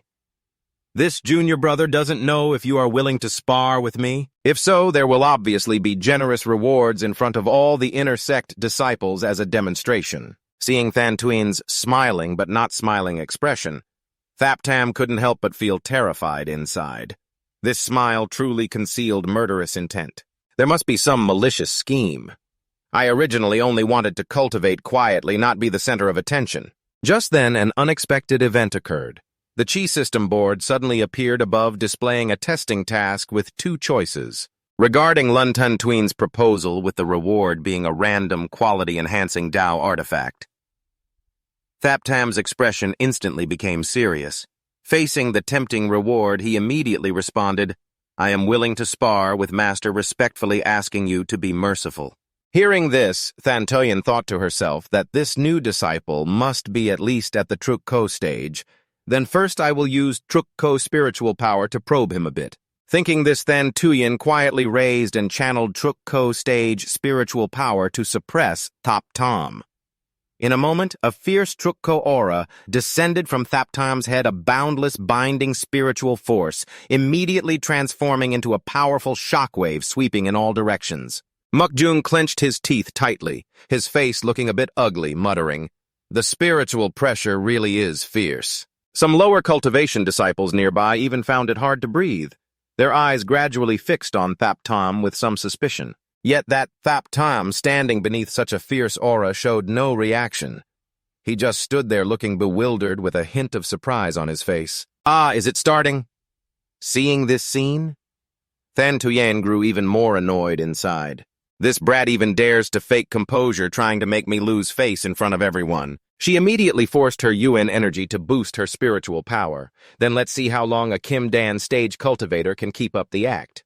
Thaptam only slightly frowned, now feeling the surrounding space begin to crumble, but his face remained calm and serene. Oh, now there's some sensation. Seeing Thaptam still so calm and natural, Than Tuyen's anger surged, yet he remained so composed. It seemed he could have fled quickly since their first meeting. Indeed, he has some real strength. Than Tuyen immediately erupted with Yuan energy, wildly urging the spiritual power to release. Ancient-level spiritual pressure from the early Nguyen stage. In an instant, an invisible, overwhelming pressure like a mountain surged toward Thaptam to suppress him, intent on crushing him to dust. In this crisis, Thaptam looked up to glance at the overwhelming celestial aura. Instantly, his power burst forth, colliding with the earth and shattering the ground into countless small stones. The vast, roaring aura forced nearby intersect disciples to lose their footing, causing them all to fall and roll on the ground with expressions of agony. Even Jiang Mukjung was harshly suppressed by the invisible ancient pressure, falling to his knees. He looked up in shock at Thaptam, extremely puzzled that he could still stand upright like a pine tree. This ancient aura is truly terrifyingly overwhelming. His face was filled with horror, and he couldn't help but ponder. Previously, his master had never displayed such terrifying power. Thang Tween stood to the side, eyes wide and face full of disbelief. Master directly unleashed the wind palm divine power, yet he still managed to withstand it. Then I will increase my magic power and strike you down directly. In an instant, under Than Tuyen's wind, palm divine power, a massive storm rapidly condensed and pressed down on 13, making him feel the pressure intensify. His body began to tremble, teeth clenched tightly. But immediately after 13 suddenly rallied, his feet rooted firmly in the ground, shouting loudly as he unleashed his body cultivation strength. His legs stood like sturdy pillars, proudly resisting the crushing, terrifying pressure. Thang Tween gasped in horror, her voice tinged with panic. What? In this situation, he can still stand firm. 13 simultaneously circulated his peak strength, his superhuman body cultivation, allowing him to easily raise the spiritual energy above his head. In a flash, his aura turned to counterattack Than Tuyen, causing her complexion to gradually lose its composure. Not good. The divine power is backfiring, about to strike back at herself. Before she could finish speaking, she was blown away by the whirlwind she had created, screaming painfully, and ultimately her head hit a huge rock, knocking her unconscious. She hurriedly declared that today's pressure resistance test was over. That late night at 13's small courtyard behind the mountain, he excitedly checked his information on the official channel of the Royal Forest Immortal Sect. It seemed this performance didn't lead to any controversy. Suddenly, his eyes narrowed slightly as he looked toward a strange piece of news. What is this above was a message from Jiang, a reckless speaker with a warning tone hidden beneath. 13 felt a bit suspicious, his lips curling with disdain. Who is this guy? Truly a nobody. At that moment, a notification from the Royal Forest Immortal Sect suddenly arrived, containing news about the Royal Sword Grand Tournament, the sect's triennial event. The champion would receive 1,000 contribution points, high-quality cultivation resources from the sect, and even a chance to be personally coached by the sect master to nurture talent. Seeing the competition rewards, 13's eyes instantly blazed brightly like stars. The spiritual treasures for prizes were truly enticing. These 1,000 contribution points would be enough for me to eliminate my karmic obstacles and escape the identity of a sinner. But wouldn't participating in this tournament attract too much attention from all directions? Moreover, my innate talent is average with no spiritual roots. Where would I get the true energy to fly the royal sword? Could participating expose my identity and invite disaster? It's better to live a low profile, diligently train my body, and earn contribution points steadily and practically. Just as 13 was complacent, the strange system suddenly appeared, shaking his spiritual consciousness so violently it felt like his head was being hammered. Seeing the system manifest, 13 angrily clutched his head and shouted, "Ding Gong Chang, you don't need to use such a creepy trick to appear before me." Wait. Damn system. Are you really the system showing up at this moment? Instantly, a new mission appeared, a high-level task to join the Royal Sword competition and seize the championship. At the Great Golden Core stage, one can have an indestructible golden body, a dazzling aura, and trample on weapons imbued with dense blood and spiritual energy. Lower-level cultivators need to borrow external forces using spiritual energy and atmospheric energy as support. Also, participants must be at least at the chi refining stage. The most common form remains sword riding flight. The moment of the Royal Forest Sect's triennial Royal Sword Grand Tournament had finally arrived. The female cultivator in charge held a magic weapon to amplify her voice, her spirit soaring. The Royal Sword Grand Tournament officially begins. All disciples are requested to enter the arena amid the vast crowd. 13's small figure stood alone, unmatched among thousands. His eyes glanced around, sweeping over the young cultivators nearby, silently thinking that this competition was indeed crowded with people from both mountains and seas. Suddenly, an arrogant voice echoed from beside him, causing 13 some surprise. Jiang Muyang, with a proud and arrogant expression, stepped forward, his tone full of contempt. "I never expected an unknown brat like you to dare to participate in today's grand tournament. Competing on the same platform this time, don't even dream of seizing the 10,000 Zhang Lightblade." 13 frowned with some suspicion, staring intently. Who is this Mu Yang, and which faction dares to claim dominance before me? Mu Yang snarled angrily, shouting, "Are your eyes blind that you don't even recognize me? A few days ago we studied in the same class under the leadership of the sect. Ahem. Let me officially introduce myself. I am the young master of the Fan family Zhongmu Yang, the second-ranked renowned young master of the Jiang family in the southern wilderness on the hero contribution list. Finishing his words, his gaze quickly flicked toward the high platform, where the elders and sect leader Than Tuying were standing observing silently, vowing to unleash all his extraordinary talents. With a smug look, he turned to 13, his tone dripping with disdain. In this competition, you can only watch hopelessly from behind me. Seeing 13 remain indifferent and ignoring him, Zhang Muyang grew even more furious, grinding his teeth. This brat dares to look down on me. The female sect official continued, raising her voice to loudly remind the disciples, "Now please select the magical artifact you wish to use." A male disciple immediately stepped forward, taking out from his ring a meticulously crafted refining pan made of outer region refined stone, muttering, "Finally, the time has come for me to reveal my true power." The magical artifact, Dragon Spring Queen.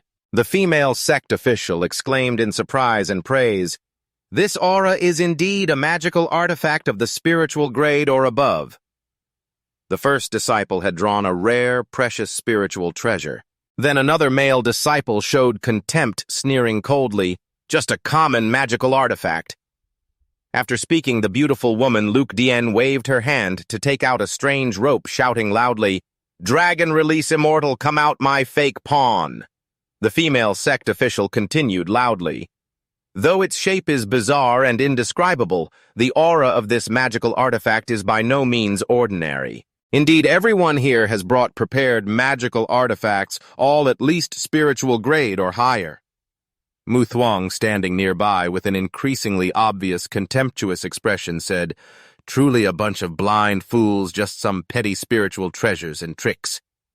He arrogantly stepped forward, took an item from his chest, and shouted loudly. A powerful ancient aura instantly emitted, shaking all directions. "Widen your eyes and look. This is mine with earth-shaking destructive power, a terrifying ultimate strike." The previously quiet atmosphere shattered. Then appeared a sharp sword, cold light radiating in all directions, a peerless blade fitting perfectly in Zhang Muyang's hand. The elders and sect leaders on the high platform were all horrified, their faces pale and shaken by the heavenly grade magical artifact's aura. Elder Mai Tam, with a lofty and extraordinary aura, stared down quietly, muttering, "This triple move spiritual power is certainly a heavenly treasure without doubt."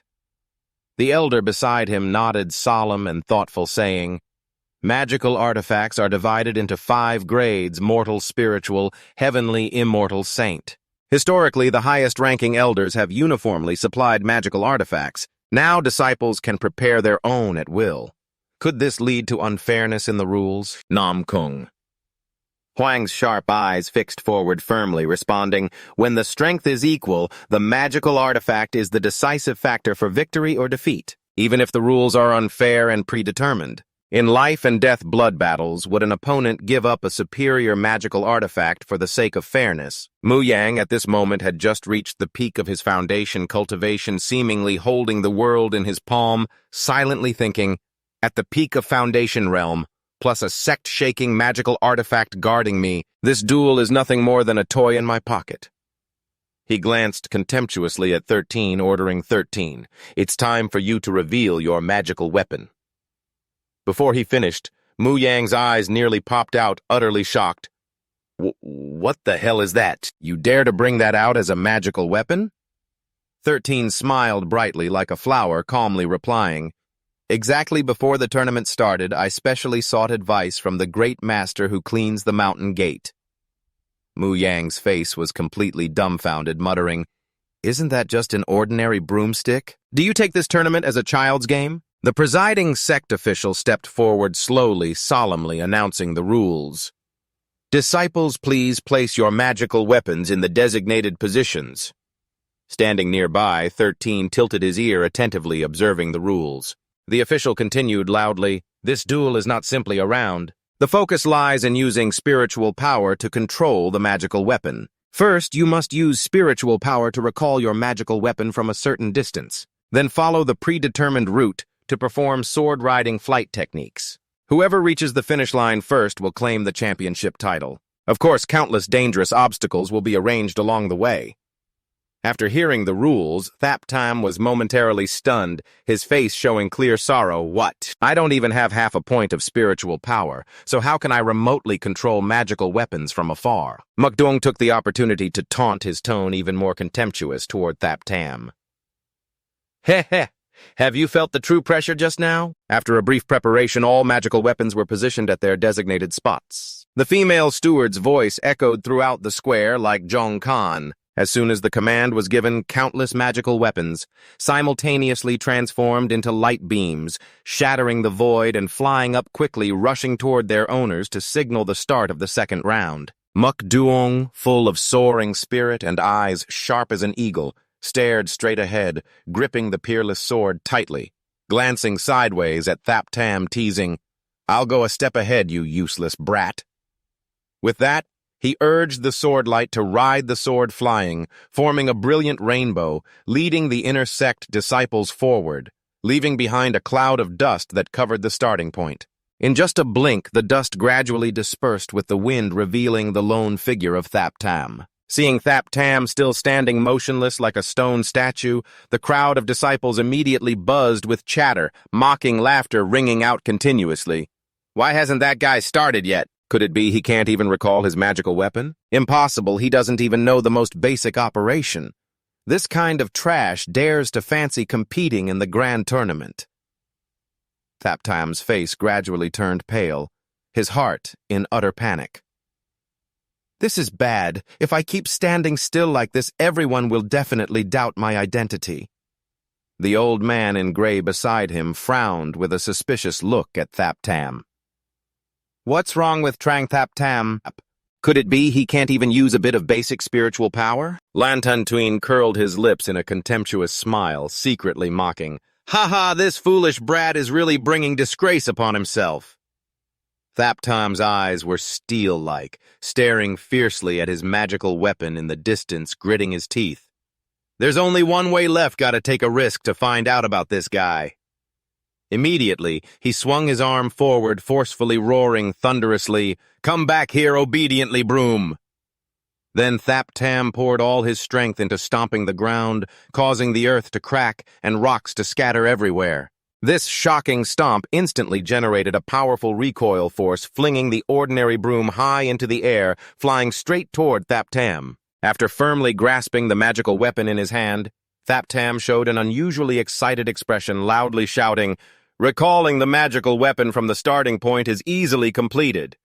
The old man in gray gaped in astonishment, muttering like a lost soul.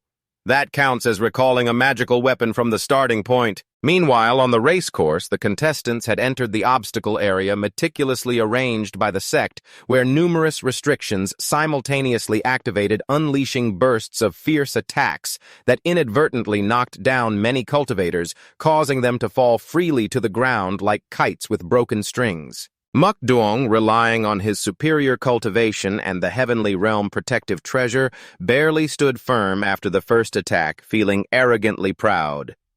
I am a sword cultivator of virtue, and with the protective treasure assisting me, this tournament seems tailor-made for me. At the same time, Thap Tam was still struggling at the starting point, fiercely stomping the ground, trying to recall his magical weapon. With just a simple stomp, he easily retrieved his magical weapon. Immediately after, he fiercely burst up into the air, his body like an arrow shot from a bow, heading straight toward the starting point with eyes as resolute as a rock. The old man in gray looked even more irritated, rubbing his eyes and staring at Thap Tam, stammering, "What kind of posture is this? How is his sword-riding flight technique so vastly different from the others?" Thap Tam had now caught up to the first obstacle area, and upon arrival was immediately blocked by countless fierce energy attacks. Relying on his unusually agile body, Thap Tam quickly jumped to evade, then took advantage of the opportunity to stomp the air and run swiftly along the chaotic energy current emitted by the obstacle. The old man in gray was once again terrified to the extreme, muttering, "His handling feeling is getting more and more unbelievable." Meanwhile, Mukduong was still lost in the illusion of victory, continuing to ride his sword toward the finish line. "All those trash have been left far behind by me." Suddenly, a grotesque figure appeared beside him, causing him to startle in horror, his soul shaken. Mukduong glared at Thaptam, roaring in rage. "You rotten brat, since when did you—" 13 still maintained a steady and determined pace, neither fast nor slow, continuing forward. Suddenly, the surroundings seemed to freeze. Time stiffened, and 13's body lost gravity, gradually falling downward with a clearly helpless expression. Mu Yang beside him was also extremely shocked, turning his head in confusion toward 13 with a heart full of doubt. Meanwhile, Zhang 13 was still lost in naive contemplation, deeply thinking, "It's over. My body technique has reached its limit. The distance to those huge boulders is still far away, and at this moment I have no support to leverage. I'm done for." The system had previously assigned the mission to seize first place at all costs. Such an SSS-level mission, if not completed, the punishment would surely be disastrous. Mu Yang remained calm, arrogantly glancing sideways at Zhang 13. "Your sword control isn't even fully trained yet. You dare to dream of entering the Grand Sword Contest. Let me send you off as a courtesy. For daring to be reckless in front of the sect leader this time, I'll give you a grand gift so you'll never submit again." He then circulated spiritual power throughout his body, beginning to condense lightning light that bound the eyes, holding a dragon claw, while several boulders were simultaneously pulled close by Mu Yang's attraction.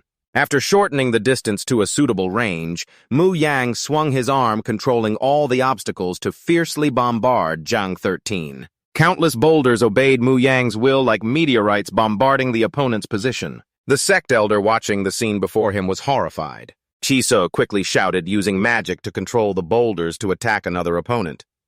"Isn't this against the competition rules?" Lao Qi, the elder in white robes, said sternly, with eyes sharp as a knife. "According to the contest rules, this behavior is absolutely not forbidden." Zhang 13, falling freely in midair, suddenly faced a storm of attacks from countless boulders. Witnessing the huge obstacles rushing at him, Zhang 13 was extremely astonished, his expression serious as he stared directly at the assault. Instantly, at Zhang 13's position, countless thunderous explosions echoed throughout the 9 heavens. The entire space seemed to be engulfed in an endless sea of fire. Mu Yang smirked with a sinister smile, glancing back.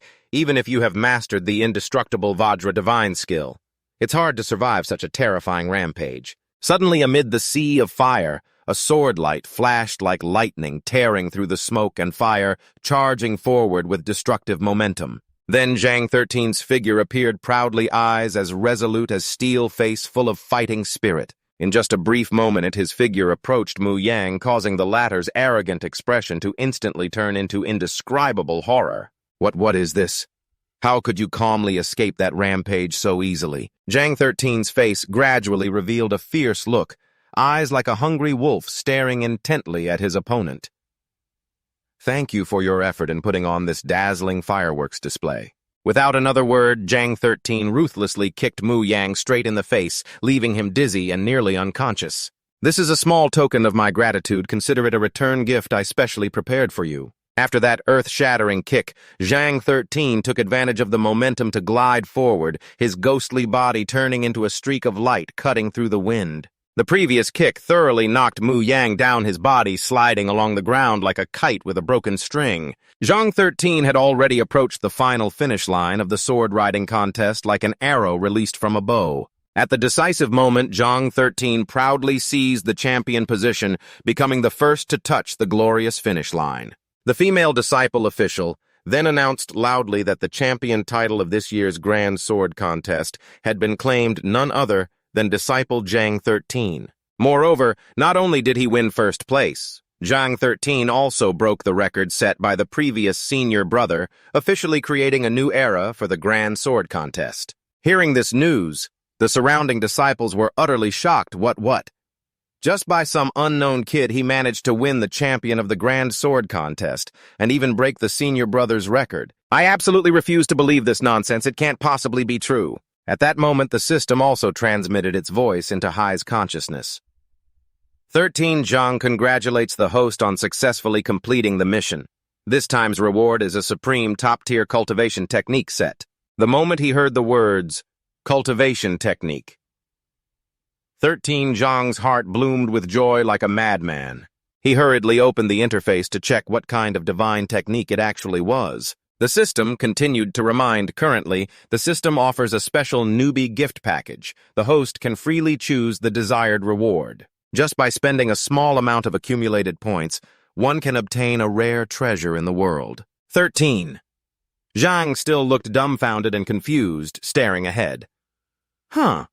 Did I accidentally break another record? After breaking the Sword Master Tournament record, 13 Zhang reaped countless spiritual medicines, magical treasures, and contribution points to his sect, then leisurely accepted the preferential gifts from the system. 13 Zhang thus lived a carefree and content life without love or sorrow.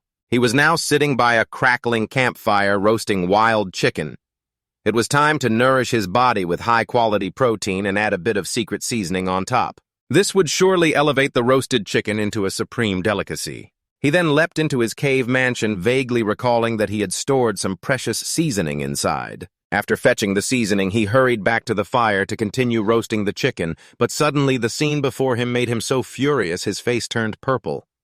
Where's my roasted chicken? Why is there only a pile of bare bones left? One by one, all the high-level spiritual beasts he had painstakingly prepared vanished without a trace. For now, 13 Zhang fell into another suspicion. Could there be a demonic beast sneaking around here? Then he carefully took out another chicken and began roasting it again from the start. At the spot where this chicken was stolen, he surrounded it with numerous tooth traps. The main purpose was to capture that damn thief alive. Not far away, a pair of sharp eyes silently observed every movement meticulously and cautiously. After setting the traps, 13 Zhang hid in the shadows and patiently waited for the prey to appear. This time, I specially used a plump fat chicken as bait. I don't believe I can't catch you. At that moment, a shadowy figure from afar shot forward like an arrow aiming for 13 Zhang's fragrant roasted chicken. Sensing the presence of another 13 Zhang immediately activated his spiritual power throughout his body, preparing to confront. Is it here? The moment the shadow's hand touched the roasted chicken, 13 Zhang suddenly burst out with terrifying speed, pulling hard on the trap's activation cord he had laid beforehand. The trap immediately sprang into action, tightening and binding the target, lifting them off the ground. Finally, he successfully caught a little girl with an innocent and blameless expression. He saw before him a young girl with a graceful and ethereal appearance. 13 Zhang was so terrified his soul nearly fled, cold sweat pouring down like a shower. With an expression of utter shock. What the hell is this? Not a demonic beast. Unexpectedly, it's a noble young lady. The two figures faced each other, both filled with stunned surprise. The little girl realized her cover was blown. She tightly clutched the roasted spiritual chicken, her footsteps swift as the wind. In the blink of an eye, she vanished in a cloud of dust. Ha, how proud I am. Just with a little string trap, that little brat dares to think he can bind me, this young lady. Just as she finished speaking, she glanced at 13. His phoenix-like eyes immediately widened in extreme terror. 13 still gripped the cord tightly, angrily shouting, "You thief! Return my spiritual energy at once!" The little girl frowned, showing great displeasure as she sneered at 13. Humph, it's just a lowly roasted chicken. After finishing, her figure suddenly slid to a halt, then kicked fiercely toward 13 like a thunderous dragon shaking the heavens. This kick contained tremendous force, instantly causing a cataclysmic collision with swirling dust billowing up. Then the little girl curled her lips into a cold smile, stepping out from the dust. Who, daring to try to hold me back? You're courting death. Suddenly, 13's deep voice rang out once more, causing the little girl to be astonished. Oh, such a strong aroma. The roasted spiritual chicken truly is the essence of nourishing spiritual senses, signaling something unusual. The little girl hurriedly turned her head to look back, and as she did, she was horrified to see 13, opening his mouth wide like a dragon sucking water, frantically devouring the spirit chicken just now. In just a brief moment, the entire roasted chicken had vanished into thin air, leaving only a bone behind. Then he blankly stared at the little girl in front of him, mumbling that nothing was left at all.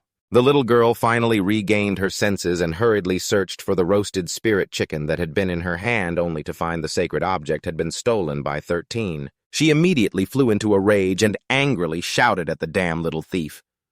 Do you want to be torn apart, body and soul? With that, the little girl gathered all her spiritual power and unleashed a mighty sky-shattering strike straight at 13, causing the ground to crack severely.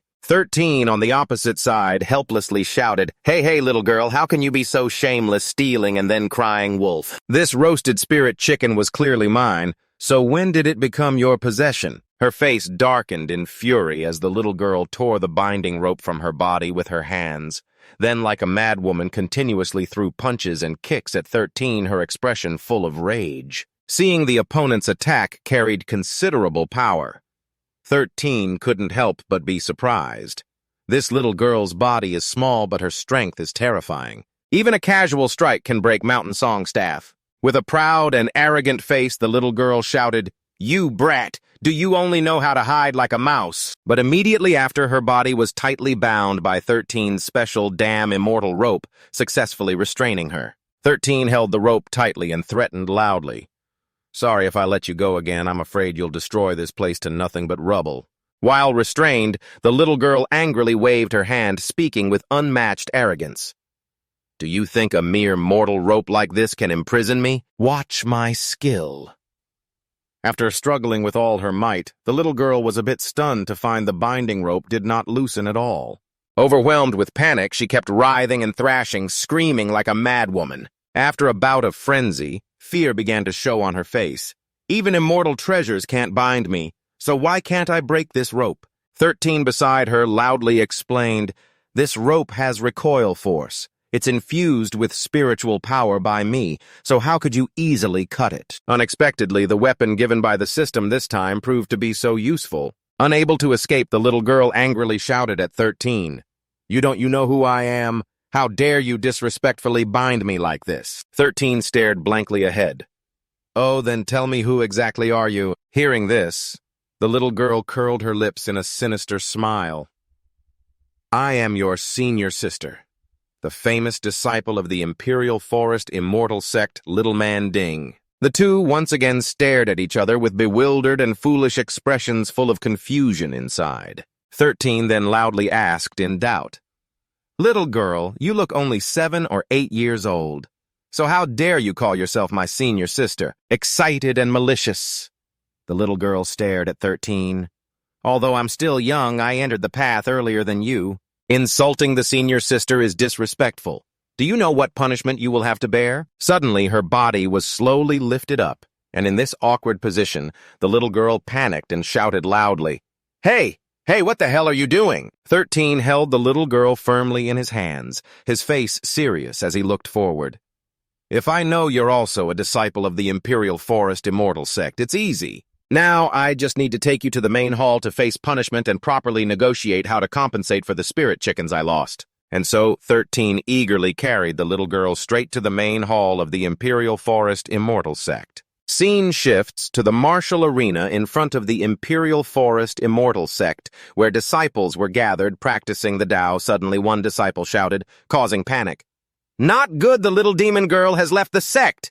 In the blink of an eye, all the disciples scattered in all directions, vanishing without a trace, leaving.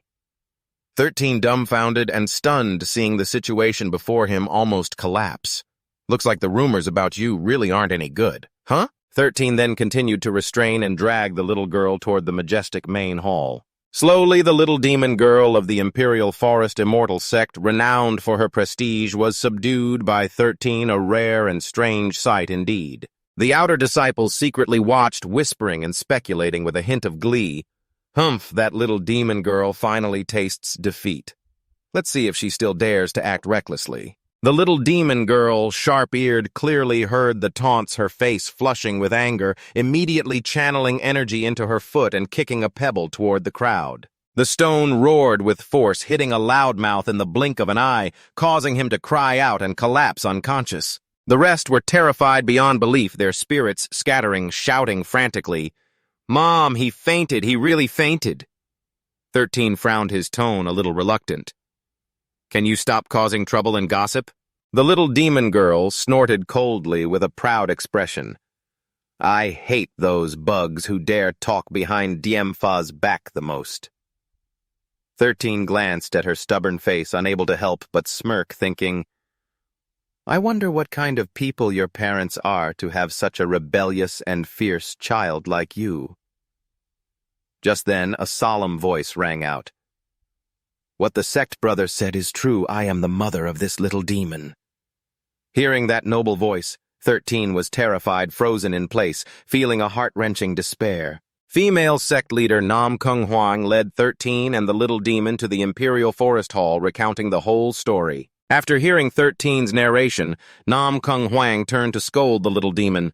Aren't you supposed to be under closed-door punishment? How dare you leave the meditation chamber without permission? But the little demon bowed her head with a sorrowful, gloomy expression. The mother heard that someone broke the spirit stone, and even defeated little Doong Doong, breaking the swordsmanship record, her curiosity uncontrollable, wanting to go out and see who that person was. Nam Kung Huang sighed deeply, rubbing her forehead. Another month of closed-door meditation, copying the Tao scripture once a day as punishment. But the little demon frowned with a displeased look.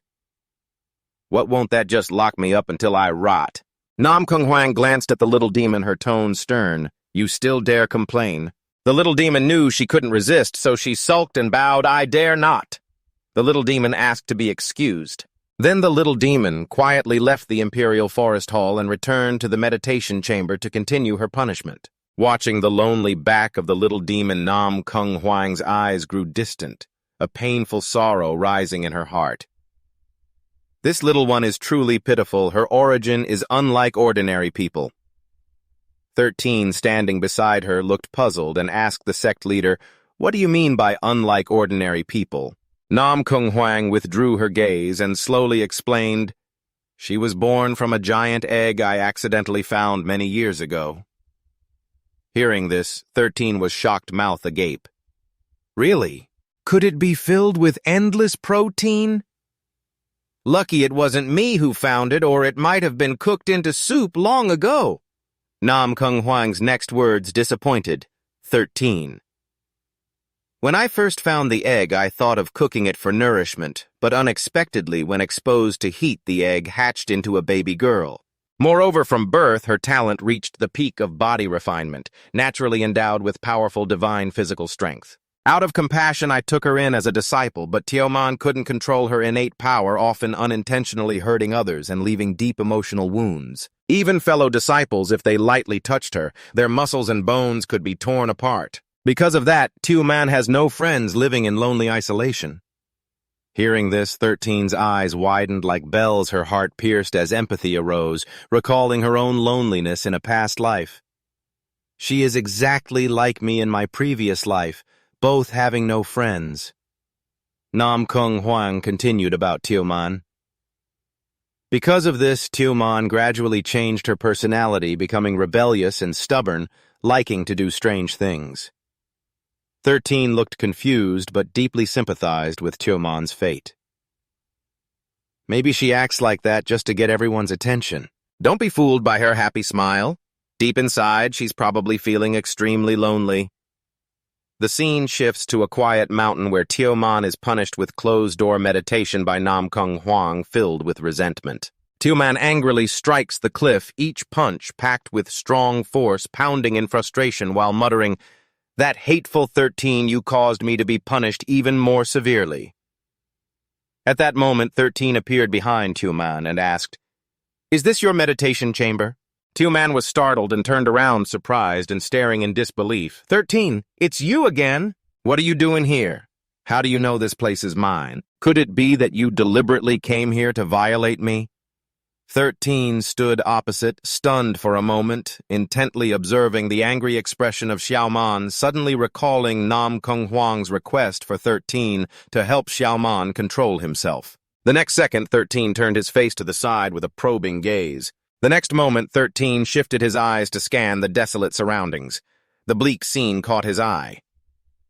Is this the cave mansion of Inwiyu? How could it be so devastated like this, looking tattered and with ruins piled up, truly no different from a zombie burial ground?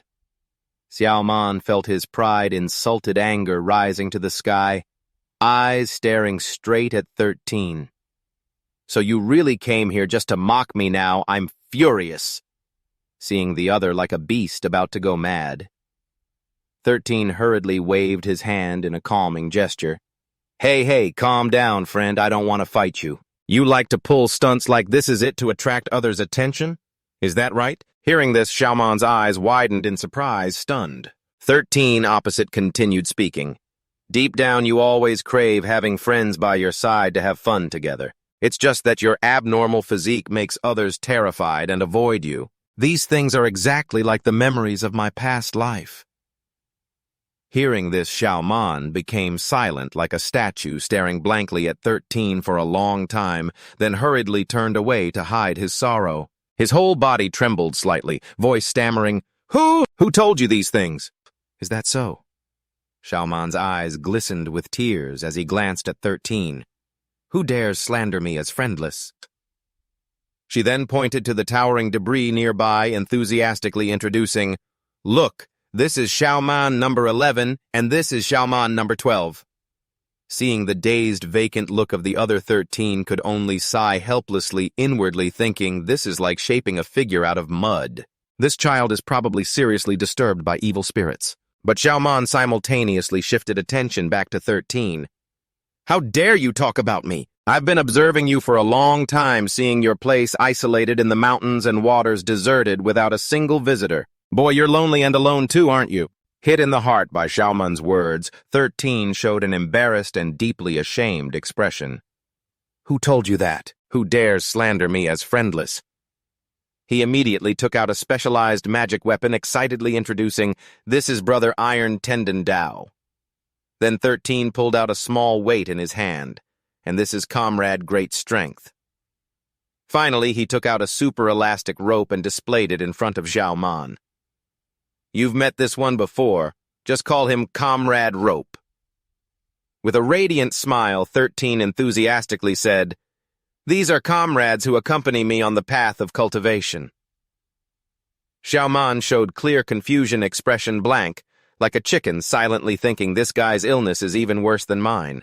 13 suddenly reached into his Taoist treasure and took out a secret manual, handing it directly to Xiaoman. This is for you. Faced with this sudden situation, Xiaoman hadn't recovered yet. What are you doing? 13 continued, looking forward. Just take it, this is a peerless treasure manual. Consider it an apology gift for making your punishment worse.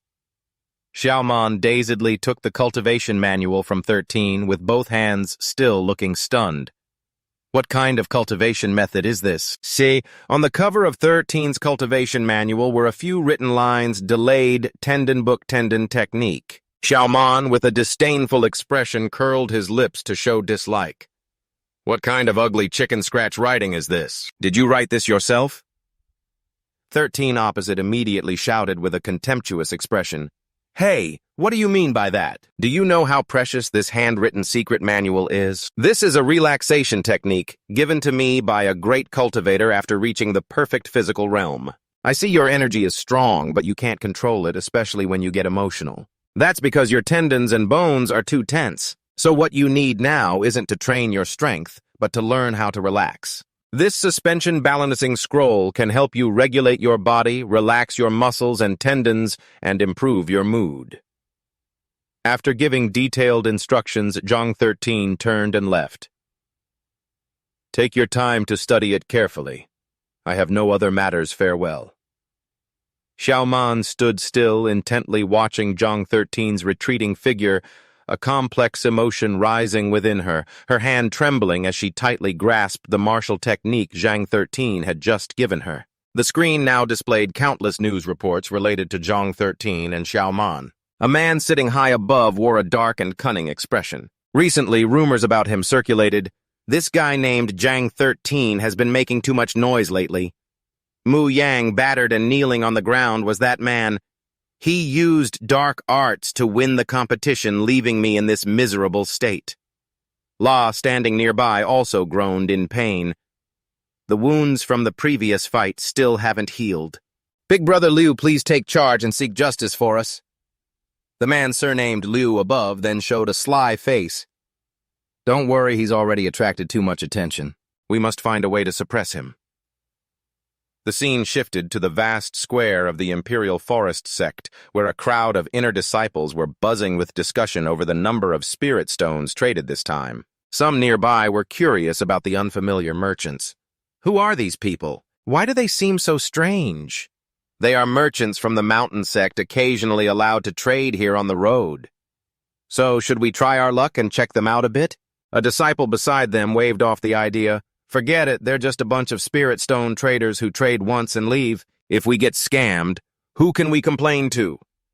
Suddenly, a thunderous explosion echoed, causing both figures standing there to flinch in terror. Heavens, gods, and demons, someone has just uncovered a mid-grade spirit essence. The young man was momentarily stunned and extremely shocked. What? Can spirit stones actually contain spirit essence? Isn't this the main cultivation resource for cultivators, and also a fairly common item in the cultivation world? Spirit essence is divided into 4 grades: low grade, mid-grade, high grade, and supreme grade. Yet from an ordinary raw spirit stone, a mid-grade spirit essence was extracted. Which fellow cultivator is so incredibly lucky to have such a discovery? Their eyes immediately shot like arrows simultaneously toward 13 and Oan. At that moment, Oan clasped the spirit stone tightly with both hands, joyfully cheering, "The young master really has a miraculous insight to uncover a mid-grade spirit essence. This grade of spirit essence is extremely rare in the wild frontier." The old merchant opposite frowned with constipation-like displeasure and muttered, "What kind of luck does this kid have? Using only 100 low-grade spirit stones to open a mid-grade spirit essence." 13, standing beside him, felt a wave of deep disappointment rising in his heart. His face darkened like a funeral, inwardly annoyed. Hiding in a crowd like this is way too showy. If it weren't for the system forcing me to take the mission, I wouldn't have set foot in this noisy place for a long time. But whatever one of the system's upgrade conditions is to collect 1,000 mid-grade spirit essences, so consider this as accumulating. Applause, applause, applause, the clapping sound along with the hearty voice of another person startled. 13. Not bad, not bad. Zhang 13, whose name has recently become famous in the inner sect, surprisingly also masters spirit arts. Seeing is believing, as the saying goes. Lou Tong Han here. Especially coming here to make friends with fellow cultivator 13. With a focused gaze, Lou Tong Han looked around among the new inner disciples. There really was someone named Lou Tong Han. Wan, standing beside him, was sweating profusely, her face pale and worried. What? Why did he come here already? He's not a newcomer, but an old monster who has cultivated in the immortal sect for many years, belonging to the elder generation. Lou Tong Han gestured toward a direction, continuing the introduction. This friend of mine is very knowledgeable about raw spirit stones and the spirit path, eager to compete with fellow cultivator 13. Just then a young man in a purple robe clasped his hands respectfully. I am Fuang Tien Sok. Seeing fellow cultivator Thang's high-level spirit art, I took the liberty to come ask for guidance. 13's face was extremely embarrassed, staring ahead in confusion. Spirit art. What the heck is spirit art exactly? I have no idea. Tien Sok smiled softly in response to his junior brother. Don't be so modest. To show sincerity, I will also try to show some skill. Saying this, he slowly stepped forward, carefully examining the mountain of raw spirit stones. Beside him, his eyes flashed like lightning, sweeping across each primal stone, searching for hidden treasures within. In an instant, as if he had discovered something, he reached out and placed his hand on one of the old merchant's primal stones. After carefully sensing the aura on the primal stone, Tien Sok lifted the stone and held it up in front of the merchant. I want to complete the transaction for this primal stone. Tien Sok immediately activated his mysterious skill, unleashing his primal technique. Sharp waves of energy as cutting as blades pierced into the primal stone, and in a blink of an eye, a top-grade refined primal spirit stone glittered before everyone's eyes. Wan stood beside him, exclaiming loudly, Perfect shape, perfect mouth, this is just way too magnificent. Thap Tam, watching this grand scene, couldn't help but marvel and feel suspicious. Is this a top-grade refined primal spirit stone? Could it really reveal refined primal spirit of this level in just a blink? How could this person's strength be so powerful? Could he be a primal stone appraiser? While Thap Tam was still attentively observing Tien Sok, the system suddenly appeared right before his eyes, issuing a warning, Warning, only one top-grade refined primal spirit stone remains in the pile of primal stones with a single host stone left. Seizing the opportunity upon seeing the warning, Troymot 13 panicked. "That sack, what did you say? Only one left." Lou Tong also spoke up challengingly. "Thaptam, what's up? Trangtuptam, do you dare accept this challenge? Let's see who can reveal a higher value refined primal spirit. The loser must hand over all the refined primal spirits revealed today to the winner." Thaptam's face darkened, showing a thoughtful expression at the opponent's challenge. Shortly after, the system appeared once again in front of him, issuing a mandatory mission. Mission accepted, wager challenge, seize victory. Upon receiving the mandatory mission from the system, Thaptam's gaze hardened, revealing an unwavering, heroic spirit declaring, "If it's a fight, it's a fight. Who's afraid of whom?" Lou Tong laughed smugly when he saw the opponent agreed to his challenge, then showed a sly expression and said to 13, "Good, you little punk, just as expected, you're a reckless fool who easily falls for traps. This is a bet between you and Fung Tien Sok. Besides, do you dare to make another side bet with me?" At the opponent's proposal, Thaptam was a bit confused. "A side bet? What exactly do you mean?" Lou Tong, with a crafty look, hurriedly gestured. "We each add 10,000 low-grade spirit stones. I mean, the loser will not only lose all the refined primal spirits revealed today, but also have to pay an additional 10,000 spirit stones." The disciples standing nearby immediately began to murmur loudly, "What? 10,000 spirit stones? That many? I've only gathered a few thousand low-grade spirit stones after more than 10 years since joining the sect." Thaptam hurriedly glanced at Wanwan. "Wanwan, how many low-grade spirit stones do we have left from the contribution points?" Wanwan quickly checked the data. "We have less than 2,000 low-grade spirit stones left." Thaptam was momentarily flustered upon realizing how few spirit stones they had. Just about 2,000 spirit stones. This little bit of property can't even buy a single chunk of scrap primal stone. Lou Tong sneered with contempt, his tone as cold as a 1,000-year-old ice wind. After scanning his inventory with spiritual awareness and discovering the spirit stones were indeed insufficient, Thaptam's expression became solemn, and he spoke softly. "I'm afraid I don't have enough spirit stones to wager with you." Lou Tong narrowed his eyes like a venomous snake, staring intently at Thaptam, a sinister smile curling his lips. "It's okay. If you lose, you'll sell yourself to me for 3 years as a servant to obey my orders. That will count as paying the debt. No favor could be accepted 1,000,000 times over." Wanwan hurried forward, her voice carrying worry and unease as she looked at his smug expression. He must have prepared in advance.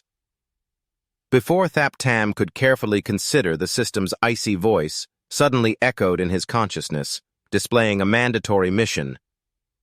Refuse to reject the wager agreement with Lou Tong. Thaptam took a deep breath, lifted his head, and straightened his chest, clearly agreeing. "All right, I accept."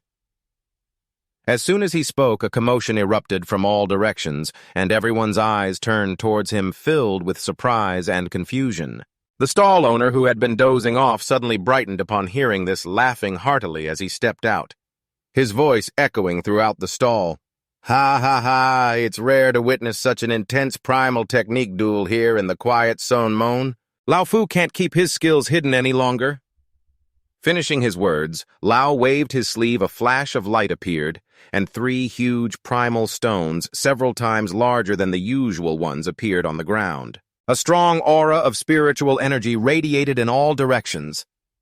These are 9 apertures primal stones nourished by the spiritual energy of heaven and earth. The rate of revealing refined essence is high. The quality is much better. Originally, I intended to bring the Heavenly Origin Stone to the market today. I'll just put it out to join the fun. Liu Cheng's greedy eyes scanned the 3 blocks of primal stone, clapped his hands, and laughed loudly. "Good, very good. Then the primal skill duel officially begins." At Liu Cheng's command, 13 and Fung Tien Sok simultaneously stepped forward. Fung Tien Sok quickly formed hand seals with both hands and activated the Heavenly Eye technique. As the Spirit Master touched the 9 primal stones, sensing the extraordinary spiritual energy, he immediately identified the target, but unexpectedly, 13's figure like a demon had already appeared beside him. His hand placed on the 9 orifice primal stone with eyes as firm as stone. I choose this one. Huang Thian Sok was shocked. Did he snatch the seven-color one before me? This speed is freakishly fast. The stall owner stroked his gray beard slowly and said, This young cultivator indeed has keen eyesight. But this primal stone requires 3,000 spirit stones. What? 3,000 spirit stones. 13's face changed drastically as he shouted, Then I don't have enough spirit stones to pay. He inwardly groaned, His wallet is really empty. Huang Thian Sok smiled coldly with satisfaction, folding his arms and looking at the subject. This duel is over refined essence. How could spirit stones be used for the transaction? Saying that, he quickly stepped forward, trying to snatch the 9 primal stones from 13's hand. Huang Thian Sok's action shocked 13 greatly. His eyes glared at him with rising anger. The crowd below also angrily shouted, their voices filled with contempt. Huang Thian Sok, you are truly shameless. Huang Thian Sok sneered arrogantly. We are here for a fair competition. If you don't have enough spirit stones, you can only blame yourself for being unprepared.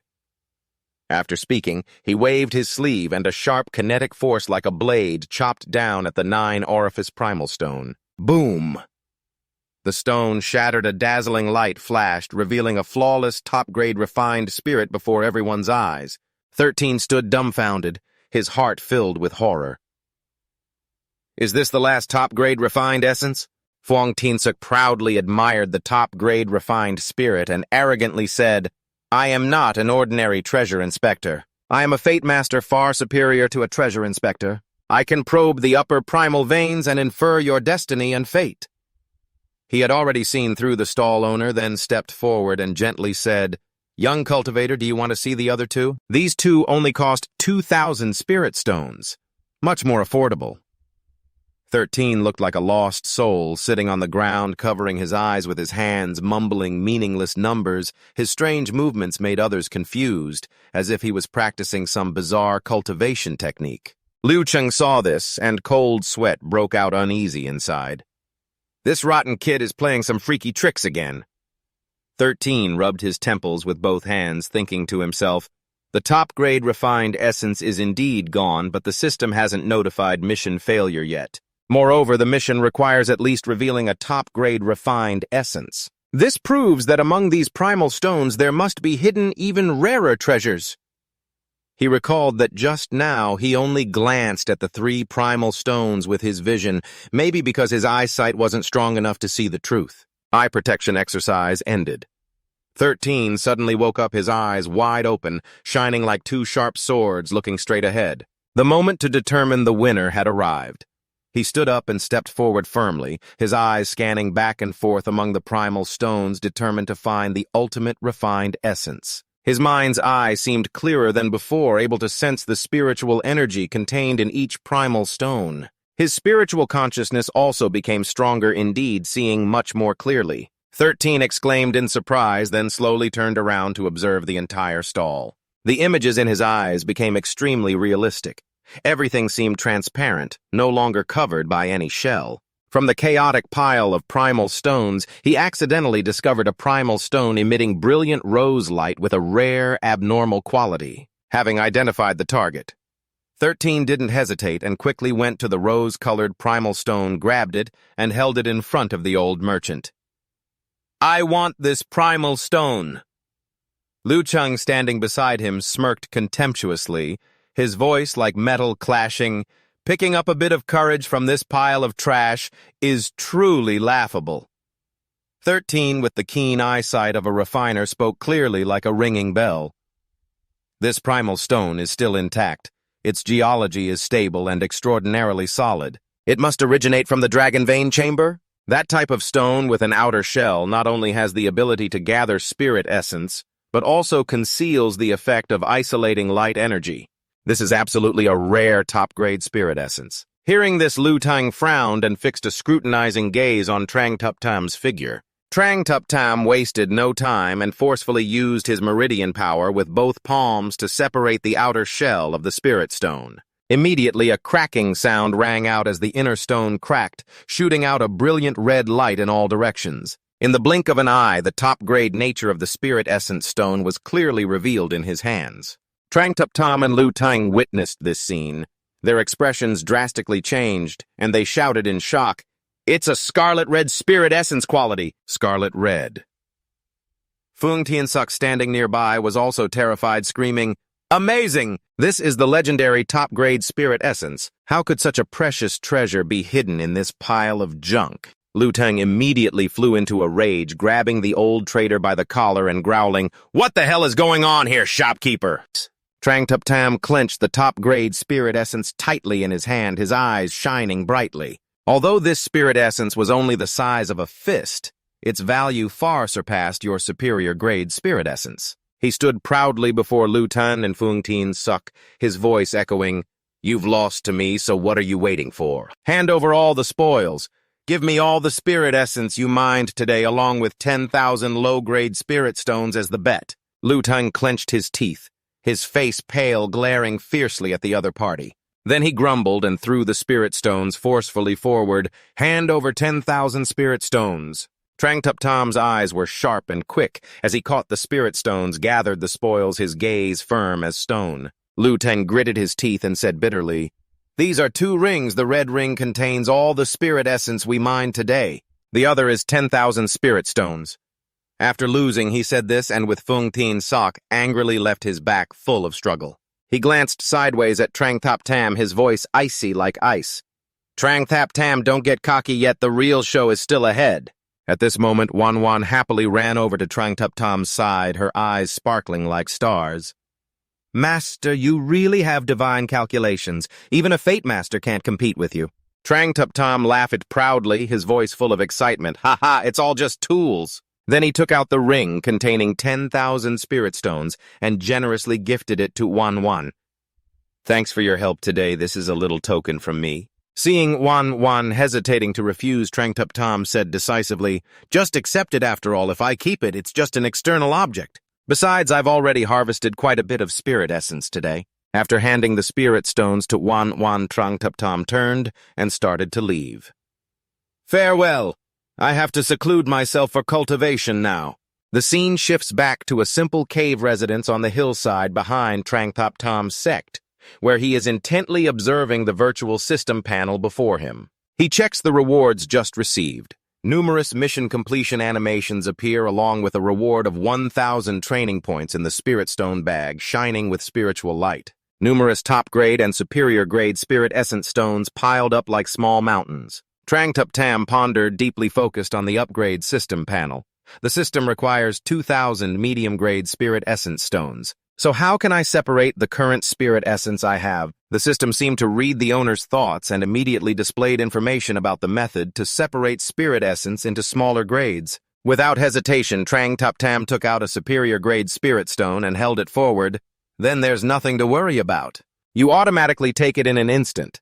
The superior grade spirit essence and spirit stone ring were separated and absorbed into the system, turning into pure spirit energy. Training points instantly reached the limit, even exceeding by 300 points. At the same time, body value and other factors also grew tremendously. After careful observation, Trang Tup Tam shifted his focus to the demon pills in the remaining upgrade conditions. Everything else was no problem. The next target was demon pills and demon beast meat. Just then, Wan Wan suddenly rushed in, shouting, "Seventh Color Master, something major and unexpected has happened." Seeing Wan Wan's panicked expression, Trang Tup Tam couldn't help but be curious. "What happened that made you so frightened?" Wan Wan gasped heavily, hurriedly reporting that the deceitful stall owner had brought people here to cause trouble. Cut to the majestic Imperial Forest Palace of the Imperial Forest Immortal Sect. As soon as he entered the stall, owner hurriedly knelt down and desperately explained, "Sect leader Min Gyam, this is the spirit stone that Brat traded with this servant. Now it has all turned into rubble. He must have used a powerful illusion to deceive me." Hearing this, Trang Tup Tom's fury flared sky high as he shouted directly at the merchant, "You're spitting slander!" These spirit stones were all legitimately exchanged by me with credit. Besides, when you received the stones, why didn't you open your eyes wide and check carefully? The sly stall owner sneered and retorted loudly, "I'm just a mortal with limited perception. How could I see through your demonic illusions?" Nam Kung Huang then slowly spoke, his voice deep and resonant like a great bell. So how do you want to resolve this matter? Hearing the sect leader's words, the stall owner revealed a sinister smile. Heh heh, since you used fake spirit stones for the trade, of course it's invalid. My request isn't unreasonable. Just have him return the supreme refined spirit stone and we'll pretend nothing happened between us. Trang Tup Tam coldly spoke from the side. So the one you were after was the supreme refined spirit stone. But unfortunately, I've already completely refined it. The stall owner's face turned pale with shock, exclaiming, "How could that be possible? That is the supreme refined spirit treasure. How could you absorb it all in such a short time? Are you fabricating lies? You all better shut your mouths." The sect leader finally raised his voice, intending to restore order from chaos. Everyone calm down. This is a top-grade refined spirit stone, perfect in form. There's still one last chance to exploit it.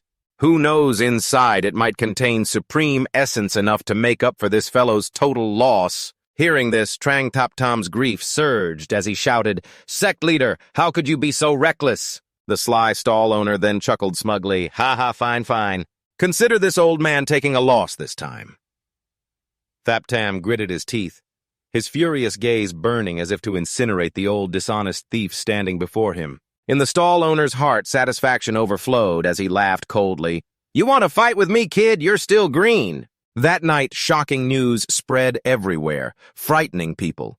Trang Tup Tam used illusion magic to cheat shameless actions exposed, revealing the true face of a deluded, high-level cultivator. Trang Tup Tam's methods were despicable, his heart malicious. Countless hashtags targeted Trang Tup Tam, directly making him so angry he clenched his teeth. What the hell is this? How did bad news about me suddenly hit the hot search? The sect leader frowned in confusion. That old man was clearly a fraud. So why bother making peace with him? The female sect leader beside him suddenly remembered something and quickly spoke. "Oh, right. I forgot about that magical device. Once activated, it will attract countless demonic beasts there. One day in the southern wilds, deep in the mountains and valleys of the imperial forest, this used to be the territory of foolish beasts living in herds. Days passed peacefully until one day the arrival of a terrifying giant shattered the calm. Sowing. It was he who trampled the peaceful life of the beasts. Becoming a nightmare, the destroyer god of this forest area. Trang Tup Tam casually grabbed a spirit rooster. Preparing a sumptuous lunch today, adding protein. The title of Great Demon King Protein has become famous throughout the wilderness. The animals scattered in terror just at the sight of him. Now Trang Tup Tam can only infiltrate the deep forest daily to hunt those pitiful creatures to sustain his cultivation. While leisurely strolling through the forest, suddenly a piercing scream shattered the peaceful atmosphere, startling Thap Tam. "Help! Help me!" His gaze immediately focused on the source of the sound. His spirit gently swept ahead. Someone was calling for help. It seemed there was an emergency. Without hesitation, Thap Tam activated his movement technique, turning into a streak of shadow rushing swiftly toward the distress call. Upon arrival, the scene before him surprised him greatly. Ahead of the black pig demon beast with an unusually strong body was frantically chasing a disciple of the inner sect whose face was filled with terror. The demon beast chasing this black pig disciple is full of spiritual energy, rich in protein. Wait a minute. It seems the one being chased is 13. Looking closely, I suddenly realize this isn't the guy Phuong Thien Sok who bet with me 2 days ago. Why is he appearing here while running away from the black pig demon beast? Suddenly accelerating, it used its massive body to ram hard into Phuong Thien Sok, throwing him to the side. His body rubbed violently against the ground, kicking up a thick cloud of dust. The pain was bone deep. 13 exclaimed in shock. Isn't he a true inner sect disciple? How come he can't even deal with a black pig demon beast? Could it be that all his skill points were put into elemental arts? Phuong Thien Sok, weak and battered, sat heavily on the ground with a terrified gaze, staring at the fierce demon beast before him. This place is too far from the sect. Looks like today I'm unlikely to escape this fate. At that moment, his eyes accidentally caught sight of a familiar figure standing not far away. He couldn't hide his surprise. Isn't that Trang 13? In despair, Phuong Thien Sok unconsciously said, "Trang 13, save me." But as soon as the words left his mouth, he regretted them. No, 2 days ago I was the one who targeted him. Would he really come to my aid while he was still confused? The black pig demon beast lunged again, its sharp fangs aiming straight at his battered body. 13 watched this scene with an awkward expression. This strike might be enough to kill him. Should I intervene? He caused me trouble 2 days ago. Letting the demon beast teach him a lesson seems fair, but still he's a fellow disciple. It wouldn't be right to stand by and watch him die. The system seemed to understand 13's feelings. At that moment, the familiar selection menu suddenly appeared before his eyes again. There were 2 options: save or not save Huang Tian-sok, along with 2 tempting rewards. 13's eyes lit up clearly, greedy. Exercise equipment, ha. Sorry, Huang Tian-sok. Looks like fate wants me to leave you be. After the critical ram, Huang Tian-sok lay motionless amidst the swirling dust. His injuries piled up, and with a desperate glance toward Trang 13 standing there. Seeing 13 standing there mocking him, his heart grew even colder. Laughing at me like that seems like he really doesn't want to save me. That's fair. People who flatter and cling to the strong like me deserve to die. Memories flooded back. He recalled the solemn vows before leaving his clan, determined to revive it. But due to mediocre talent, he was looked down upon by others, and when faced with oppression, could only bow his head in submission. He lost his original heart, and the clan suffered humiliation. Retribution was inevitable. Serves him right. The black pig demon beast's eyes gleamed fiercely as it growled, staring fixedly at Huang Tian-sok. The next moment, it poured all its demonic power into a frenzied charge toward where Huang Tian-sok lay, preparing for a fatal strike. Huang Tian-sok closed his eyes, resigned to the sorrowful fate, and bid farewell to this painful world. Suddenly, a figure appeared, abruptly blocking the attack aimed at Huang Tian-sok from the black pig demon beast. Huang Tian-sok's eyes widened in extreme surprise. It was Trang 13 standing boldly before him. Watching him fend off the demon beast, indeed, compared to exercise equipment protein, still has a more deadly appeal. Huang Tian-sok trembled all over, struggling to sit up with a focused gaze forward. When he realized Trang 13 was risking himself to save him, he was shocked and moved to tears. Facing the demon beast's attack, 13 shouted loudly and threw a thunderous punch straight at it. Witnessing 13's terrifying strength, Huang Tian-sok's eyes popped wide open, mouth agape, stunned as he mumbled, "So strong, just one move and the demon beast is down." Trang 13's one-hit kill on the fierce black-wind pig. Then he turned with eyes like lightning toward Tian-sok, a casual tone. "It's just a beast physically stronger than usual." One strike to kill. What's so difficult about that? Huang Tian-sok hurriedly jumped up from the ground, his voice trembling in alarm. "What did you just say? It's the 4th-ranked demon beast with strength equivalent to a golden core stage cultivator." 13 slightly curled the corner of his lips and glanced sideways at Tian-sok. "Is that so? It doesn't feel much different from the ordinary duck or chicken I usually eat. Naturally, they wouldn't be able to withstand one of my dishes." Huang Tian-sok looked at 13 with eyes full of doubt. "There's always been some tension between us.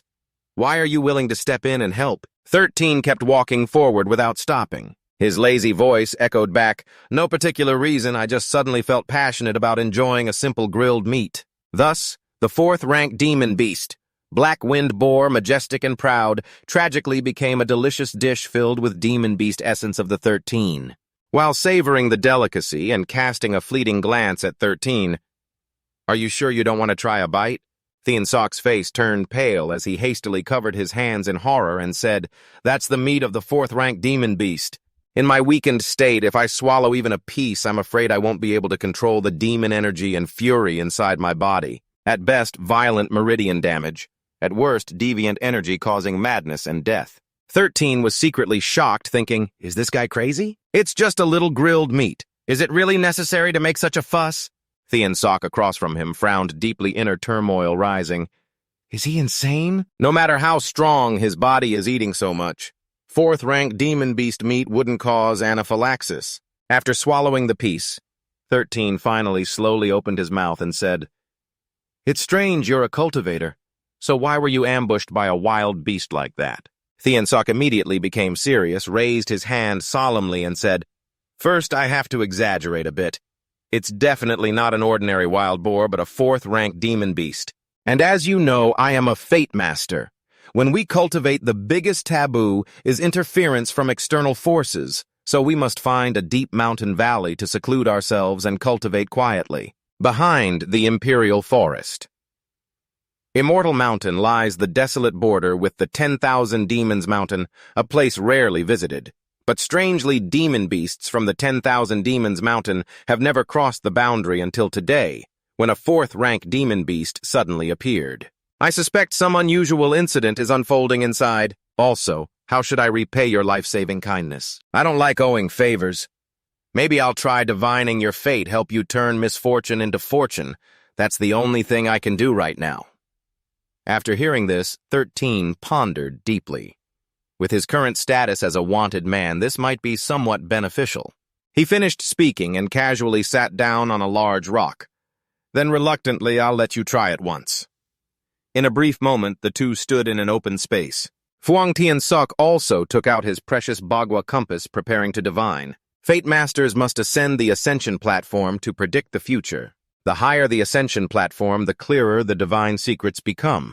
But of course, this comes at a very high price. Without hesitation, he began circulating his hand seals to control the Bagua compass in his hand. In an instant, a spiritual energy barrier violently fluctuated, forming around his body. Then he solemnly formed a seal, pointed a finger at his forehead, and gazed resolutely into the core of the Fate Array formation. In his mind, he climbed the fate steps of the twin formation, then suddenly shrank back with extreme horror. How can this be? Before his eyes, the illusion gradually condensed into a heavenly gate of fate filled with endless mysteries. Why did the Ascension platform not appear, but instead a heavenly gate? If a peerless expert used great power to hide the divine secrets, then I obviously can't enter the space now. But even if I could enter, I wouldn't see the Ascension platform. Could it be that the true Ascension platform is hidden behind this heavenly gate and must be opened to be seen? He reached out without hesitation towards the illusory martial gate just as countless bolts of furious lightning suddenly erupted wildly, invading Fuang Tian-suk's body and leaving him horrified and pale. In an instant, his body suffered a severe anaphylactic reaction, his whole body like a kite with a broken string flung far away from the illusion. His body was also severely injured under the overwhelming suppressive force, his frail body easily thrown aside, rolling miserably on the ground once again. Thap Tam, witnessing this scene from the side, was shocked and shouted loudly, "Are you okay?" Fuang Tian-suk, after the anaphylactic shock, struggled to sit up and glanced hazily at Thap Tam. Did I fail? Is it because my virtue is not profound enough? Or is his future simply impossible to foresee? Thap Tam saw Fuang Tian-suk's miserable state and said indifferently, "Forget it. Saving you was just a casual favor anyway." Fuang Tian-suk quickly waved his hand firmly. "No, I refuse to owe anyone a favor. If I cannot calculate your future, then I will personally restore clarity to you immediately." Thap Tam, somewhat interested, looked intently at Fuang Tian-suk. "What do you mean by clarity?" Fuang Tian-suk immediately stood up with a serious expression and explained, "Actually, the bet on the spirit stones 2 days ago was all secretly manipulated by Lou Tong Han. The shopkeeper was a disciple of the Lou family. The high-grade spirit stones we got were prepared in advance. They just didn't expect that among the worthless spirit stones there was one extremely rare gem. Then the plot to frame you for forging spirit stones was just to tarnish your reputation." Thap Tam clasped his hands behind his back, thoughtful, and sighed softly. "So that's the truth. I was suspicious before. It seems that scoundrel has met his match." Fuang Tian-suk quickly added, "I will immediately post the news on the bulletin board to expose Lou Tan's true face and restore your honor." Thap Tam stepped forward to stop him. "But aren't you one of his subordinates? By doing that, aren't you just throwing yourself into danger?" Fuang Tian-suk lowered his head, his expression a bit sorrowful. "After this life-and-death ordeal, I seem to have found my true self again." Thap Tam was truly framed. Thap Tam was also a bit surprised by Fuang Tian-suk's action. I didn't expect he would actually post the news. Moreover, the news quickly spread all over Tianmon. Scene changes to the next day at Thap Tam's mansion behind Ngufang Mountain. At dawn, news within Tianmon once again stirred up a great and unexpected event. The mastermind behind the recent extreme bet was none other than Fuang Tian-suk.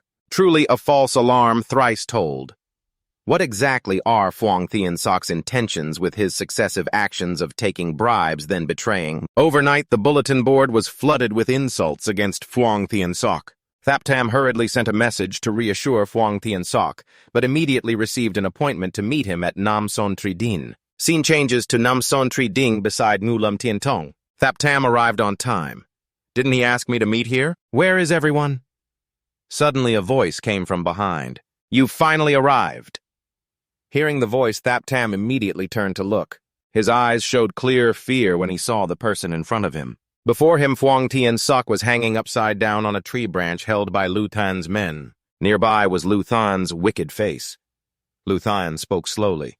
Come here and explain yourself clearly. Huang Tiansok's whole body was bruised. Blood was dripping. The pain was immense. Hanging upside down like that was even more agonizing. Thaptam, seeing this scene, couldn't help but be horrified. Was it you who did this to him? Lou Than looked arrogantly at Thaptam. Betraying me, this is the price to pay. Thaptam's expression gradually darkened, clearly angry. After all, we are fellow disciples. Do you really have to be so cruel? Lou Than laughed loudly, full of pride. Ha ha, fellow disciples, Tinmon. And there's still someone as naive as you. Thaptam was helpless and didn't want to waste words on this Lou Than. He stepped forward slowly, revealing a determined aura. If that's what you say, then so be it. Every move he made was filled with supreme power, generating an overwhelming, oppressive aura. Even the surrounding space trembles from his extraordinary presence. Liu Cheng saw Zhang 13 about to make a move and immediately raised his hand to stop him, shouting loudly, You stop right there, give me a sharp burst of true energy, appearing on the neck of Fang Tianku. Liu Cheng wanted to use it to threaten Zhang 13. He was confident in the situation and became even more arrogant. If you take one more step, it will be hard to keep your little life. Zhang 13 did not respond at all to this move from the opponent. He remained calm and observant. Liu Cheng continued to use Fang Tianchu's life to pressure Zhang 13 into submission. Kneel down and bow to me, or I will take his life immediately. As he spoke, he increased the sharp, true energy, stabbing deep into Fang Tianchu's neck, creating a life-threatening pressure on Zhang 13. Zhang 13 sighed deeply, his attitude gradually turning cold. Truly, no matter what world, the mannerisms of traitors are always the same. Liu Cheng stared at Zhang 13 with a panicked expression. What are you saying? Zhang 13's body moved like lightning, immediately performing a displacement technique to rescue Fang Tianchu from control. This made Liu Cheng's eyes widen and mouth gape in extreme horror. Zhang 13 then gently placed Fang Tianchu aside so he could recover from Liu Cheng's brutal attack. Next, he glanced at Liu Cheng with eyes as cold as ice and a murderous intent that pierced the sky. I say, how should I settle this with you now, Liu Cheng? Stunned like a statue, he looked back at Zhang 13 with a terrified gaze. When did he manage to teleport behind me like this? Witnessing Zhang 13's terrifying power, his face turned pale from fear. Indeed, a bit of arrogant confidence truly makes one extraordinary. The next moment, he swung his hand, ordering his men to rush forward and surround Zhang 13. Attack all of them! Kill him! The men immediately charged, surrounding him on all sides. Zhang 13 wanted to suppress him with sheer numbers, but unexpectedly Zhang 13's body moved like a phantom, and in less than a single breath he defeated them all with terrifying speed. Not even their shadows were clear. Liu Cheng's eyes showed increasing horror. What just happened? There was no sound or movement before. I didn't see any of his actions. I thought I was careless and missed something, but now, even focusing all my spirit, can't see clearly. Knowing he had only one way to survive, he condensed a hand seal to summon his innate war weapon, the Tian Gang Whip. Liu Cheng, with late-stage Golden Core cultivation still at the Golden Core Vortex realm, plus innate war weapon, would he really fear a newly born like you? The next moment, Zhang 13 continued to dash forward with lightning speed, condensing true energy and facing this terrifying power with a clenched fist. Liu Cheng was extremely terrified. Zhang 13 unleashed a thunderous punch that shook the heavens and the earth. Liu Cheng, overwhelmed by fear, hurriedly channeled spiritual power to control Tiangong Green to defend and counterattack. Zhang 13, facing the fierce innate energy, was immediately torn on his fist by the sword energy. Zhang 13 felt the pain, his eyes wide with shock and surprise, hastily retreating to maintain a safe distance and avoid the attack. After stabilizing his body, Zhang 13 squinted to observe his opponent, yet he could still injure me. This sword truly is no ordinary artifact. Seeing that his sword energy could harm Zhang 13, Liu Cheng grew even more arrogant. Haha, times are over, right? Today I'll make you taste the true power of the innate war weapon. Finishing his words, Liu Cheng once again channeled spiritual energy to activate the sword technique, intending to use the Heavenly Realm war weapon to utterly defeat 13. Facing fierce attacks, Zhang 13 could only retreat while using his body techniques to defend, barely withstanding each wave of assault. While defending, 13 shouted angrily, refuting that the opponent liked to use weapons. As he moved, he summoned his life treasure. Meanwhile, Liu Cheng's Heavenly Realm war weapon kept striking fiercely like splitting bamboo, but it instantly dissipated into smoke, completely failing when 13's block bent it out of shape. Seeing the Heavenly Realm war weapon bent, Liu Cheng was terrified and cried out inside. The Heavenly Realm war weapon was crushed in an instant. What grade is this weapon? Its bizarre shape is something I've never seen before. While he was still shocked, 13 leapt through the air, swinging his fist like a storm. In just a moment, 13 successfully suppressed his opponent, pinning him fiercely beneath his feet. Liu Cheng immediately begged for mercy, but still wore a proud expression. Wait a moment, I admit defeat, spare my life. I'll compensate for the damages. Before he finished speaking, 13 ignored him and slapped his face hard, pain piercing his heart and soul. Liu Cheng screamed continuously after that slap. Don't stop me! I am a senior disciple of Tianzi Ban. Do you know how severely disorder after class is punished? I have backing behind me. 13 had no intention of stopping, coldly looking at the man and his supporters. Your mouth sure talks a lot. He continued slapping his opponent fiercely, leaving him unable to resist. In a short time, his eyes were swollen and deformed, losing the ability to see clearly. Suddenly, a sound like thunder echoed through the ninth heaven, accompanied by pressure like a collapsing mountain. Even when beating a dog, you must consider the owner. This freshman sure has guts. The terrifying pressure made 13 uncomfortable and weakened his body somewhat. This pressure is really strong. Immediately after, Lou Tong Han's group appeared with an arrogant attitude, trying to suppress 13 with their pressure. As soon as he arrived, he shouted arrogantly, "Even if you're just a dog of Tianzi Ban, like you insulting him is like slapping Tianzi Ban's face. Someone like you sure has a big mouth." Liu Cheng, bruised and battered, lay on the ground, wailing miserably. Big Boss 13 saw the strangers arrive arrogantly and rudely, and couldn't help but wonder, "Who are you?" Liu Tong Han's henchman immediately replied contemptuously, "You really are blind as a bat. This man is the representative of the Heavenly Order, the noble and prestigious Liu family from Central Continent, young master Lou Tong Han." Lou Tong Han glanced proudly at Trang Tup Tam. No one dared challenge the authority of the Heavenly Order. He ordered to discipline him a bit. "Get up together so my men here can hear the order," excitedly wanting to knock Trang Thap Tam down. Thap Tam still calmly showed disdain. "A bunch of braggarts who don't know martial virtue trying to imitate me." He shouted back to refute the arrogant tone, "I have something for you to see too." Then Thap Tam used Liu Tun's body as a weapon to smash through the opponent's offense. The overwhelming force destroyed the enemy's weapons while delivering a direct blow to them, causing devastating damage. Liu Tong Han's henchmen were completely defeated, exclaiming, "This kid actually treats Liu Tun like a living weapon." Trang Tup Tam, with extraordinary physique, used Liu Tun's body like a baton, spinning it continuously in front of the group being knocked back by the ropes. Then Thap Tam threw Liu Tun's body toward Liu Tong Han, using it as an attack lever. Liu Tong Han hurriedly used the heavenly fist to block, then knocked Liu Tang away. Taking advantage of this, Trang Thap Tam gathered all his strength into a fist attack aimed at Liu Tong Han. But this punch from Trang Thap Tam was easily caught by Liu Tong Han, whose strength was far superior. In this situation, Thap Tam's face was full of shock. He unexpectedly blocked me. Liu Tong Han slowly raised his hand, forming a seal, as he channeled spiritual power to control his sword energy. In an instant, a terrifying sword energy shot up from the ground, causing Trang Thap Tam to cry out in pain when hit. Still fearful, he thought silently, "Not using a magic treasure, relying only on spellcraft, he can still wound me."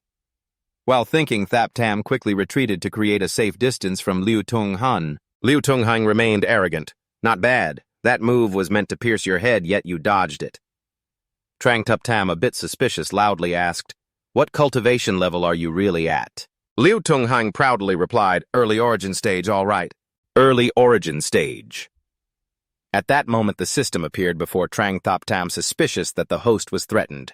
The system immediately suggested feigning a genius or counterattacking. Trang Thop Tam excitedly looked at the system panel. At this point, is there even a need to say more? Just then, Lou Tong Han used spellcraft, gathering countless rocks to form a giant hand aiming to seize Thap Tam. Trang Thop Tam was quickly caught by the opponent, suddenly revealing a face of panic and fear, unable to escape. Liu Tong Han quickly cast a spell to pull Trang Thop Tam toward him. As Trang Thop Tam appeared, Liu Tong Han immediately moved his sword with the intent to kill. But in the blink of an eye, Trang Thop Tam gave a sly, wild smile. "You old dog, you're tricking me." Before finishing the sentence, a fierce, hanging dragon tiger fist assault directly hit the opponent, shocking him and shattering the stone prison trap. Trang Thop Tam stood with his hands clasped, eyes sharp as a blade. "Earlier you tried to kill me. Naturally, I must repay hatred with hatred." Liu Tong Han struggled to stand, his eyes cold and ruthless as he sneered at Thop Tam. "Your punch just now had some force. Unfortunately, it still falls short of fire, monkey." Seeing he could still stand, Trang Thop Tam's expression was a little surprised, wondering why didn't he suffer any damage despite being hit directly? Could he be at dual cultivation peak? Lou Tong Han laughed arrogantly. "I, the young master, truly appreciate your strength. Now I'll give you two choices. One, surrender and become my right-hand man. Or two, I'll immediately deliver you to the heavens."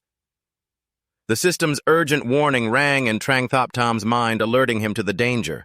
Trang Thop Tam, furious to the sky, brushed the system aside. "Get lost. My blood is really boiling now. Few people have ever forced me to show my true strength." Liu Tong Han saw Trang Thop Tam's attitude and ambition and felt a chill inside. Trang Thop Tam roared excitedly. "Then right now, let me show you exactly how many hits you can take from me." Saying that, Trang Thop Tam's body flashed like lightning, unleashing a wild attack that shocked Liu Tong Han. That Sack realized Thop Tam had silently been circulating his entire body's chi and blood, activating his body's potential and initiating the first layer of demonic power. At the same time, Fung Tien Sok also woke up from his coma. Could it be that his soul had returned to the underworld?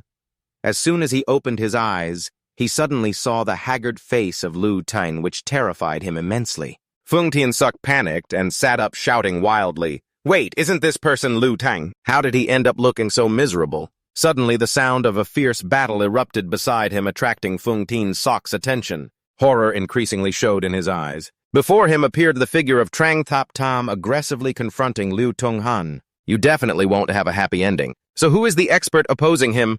Fung Tien Sok continued to observe. "Liu Tong Han is Liu Tong Han. This is the chairman of Tiantuban. Yet he's already here." Fung Tien Sok feared Trang Thop Tam might be in trouble and wanted to stop him, but couldn't. If he didn't stop him, Trang Thop Tam might keep going until too much damage was done. Before he could finish his thought, Fung Tien Sok's eyes widened in extreme surprise. On the other side, Trang Thop Tam charged forward, directly using his powerful physical force to attack Liu Tong Han, relying on his earth-shaking physical strength. Thop Tam shouted arrogantly, "Let me how teach you how much of my power you can withstand." Trang Thop Tam was like an unrelenting fighting machine, launching countless fists continuously at Liu Tong Han. Facing this storm of power, Liu Tong Han was unusually terrified, but watched Thop Tam's movements carefully. Facing such intense attacks, Liu Tong Han risked everything to defend, barely managing to withstand the force, while violent bursts erupted repeatedly, forming a thick smoke screen with terrifying shockwaves. Fung Tien Sok was utterly terrified, staring dumbfoundedly at Trang Thop Tam. What Liu Tong Han has reached the Yuan An realm, his strength comparable to an elder. Yet he is being brutally overwhelmed by Trang Thop Tam like this. What kind of monster is he? Under the relentless combo attacks, Liu Tong Han could only desperately defend, even crying out in agony. But in the next moment, his protective jade amulet suddenly shattered under pressure. This terrified him. That Sack was extremely frightened. What my heavenly-grade body-protecting talisman was shattered by him. Meanwhile, Trang Thop Tam continued his assault, landing a heavy blow to Liu Tong Han's lower abdomen. While he was still vulnerable, this punch directly hit his dantian, causing excruciating pain. The force was so great it threw his entire body, scraping him across the ground. At this point, he completely lost the ability to defend his bones, aching painfully, blood frothing at his mouth. Taking advantage, Trang Thap Tam pressed the attack with his overwhelming momentum. "Looks like my fist is working." At that moment, a formation barrier appeared above, and instantly countless black iron chains screamed wildly as they rushed toward Trang Thap Tam. In the blink of an eye, the chains bound both of Trang Thap Tam's hands, leaving him shocked and stunned. Another wave of chains rushed forward even more violently. Within a short time, Trang Thap Tam's hands were completely shackled, his face still showing confusion. The Punishment Hall. Elder of the Imperial Forest Immortal Sect appeared and coldly shouted, "Trang Thap Tam, stop immediately!" Looking angrily at Trang Thap Tam, he kept yelling threats. "How dare you fight inside the sect and break the rules? That's unforgivable!" Trang Thap Tam frowned in displeasure and glanced at the elder. "They attacked and pressured me first. This old fool can't see right from wrong and wants to blame me." The old man shouted, "How bold! Do you even know who Lou Tong Han is?" The Lou family is a noble and prestigious clan. They serve the royal family loyally and bravely, not the Imperial Forest Immortal Sect. I can offend anyone at will, let alone you, an unknown junior. After hearing this, Lou Tong Han's face grew even more arrogant, his attitude more domineering. "Exactly, Trang Thap Tam, you have offended this young master. You will absolutely not have a good ending."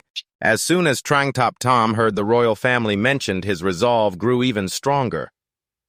"You just said his family has direct ties to the royal family. Then the sect master must resolutely eliminate the after effects thoroughly. No mercy can be shown to this kind of scum." As soon as the words ended, Trang Thap Tam unleashed his full inner energy, violently exerting demonic force, stretching the chains until they broke, successfully breaking free from restraint. The ugly old dog behind witnessed the strange event, his mind terrified. Can this little sorcerer really dispel it? Lou Tong Han faced the imposing pressure and fierce attack, his expression solemn, as he hurriedly searched for an opening to evade. But Trang Thap Tam's movements were ghostly and swift like lightning. A direct punch struck Lou Tong Han's face, leaving him dizzy and disoriented, his supreme spiritual power erupting instantly into raging shockwaves, dust swirling everywhere. This earth-shattering punch directly knocked Lou Tong Han down. His body scraped the ground like a kite with a broken string, violently crashing into the towering cliff. The sect elder trying to intervene was too late and could only watch in anger, roaring, "You vile, rebellious brat! How dare you disobey the sect master's orders? You truly don't respect anyone." As soon as he finished speaking, the elder activated the Divine Mountain Sect Master Technique and launched a fierce strike at Trang Thap Tam, trying to suppress him on the spot, the terrifying force accompanied by an overwhelming aura. His eyeballs nearly popped out, stunned into numbness filled with extreme confusion. Just at the critical moment, a sword beam with a bloody glow descended from above along with an infinitely fierce aura separating the two. The terrifying force directly shattered the elder's strike and simultaneously pushed Trang Thap Tam away. On his face, the expression of astonishment deepened, muttering, "Such a domineering sword aura. Is this really a peerless powerhouse?" The sect elder steadied himself and looked closely, suddenly recognizing the newcomer's identity. Hong Yuan Sword Sect, Master Nam Kung Huang. Nam Kung Huang arrived by sword, his figure soaring, majestic and imposing, standing between the sect elder and Trang Thap Tam to prevent further conflict. Scene changes to the Royal Forest Hall. The Royal Forest sect had just returned, and Elder Lao was furious. What's there to not accept that brat was only punished with 1 month in solitary confinement in the Beach 2 chamber? Nam Kung Huang stood tall in the main hall, calmly responding. After all, it was them who started attacking first, threatening Thap Tam before the elder. His face purple with anger, he resolutely opposed. "I don't accept this. That brat is arrogant and lawless, disrespecting everyone, not following sect rules, even daring to disobey my orders as sect master. Why show him favoritism like this?" The elder nearby sneered and advised the old demon, "Don't you feel any shame saying that, as an elder, you can't even control a newcomer? Have you neglected your cultivation these recent years or what?" As soon as he finished speaking, Elder Lao immediately erupted in rage, arguing loudly with the other elder. Seeing this, Nam Kung Huang sternly shouted to suppress the whole scene, "Both of you be silent! Listen to me." The elder gritted his teeth and said, "Anyway, this matter isn't over yet. To resolve it completely, it depends on what the other elder thinks." The other elder vaguely responded, growing more angry. "Depends on what else?" The old demon elder's eyes flashed cold light as he glanced at Trang Thap Tam. "Unless Trang Thap Tam can withstand both of us without using any protective techniques."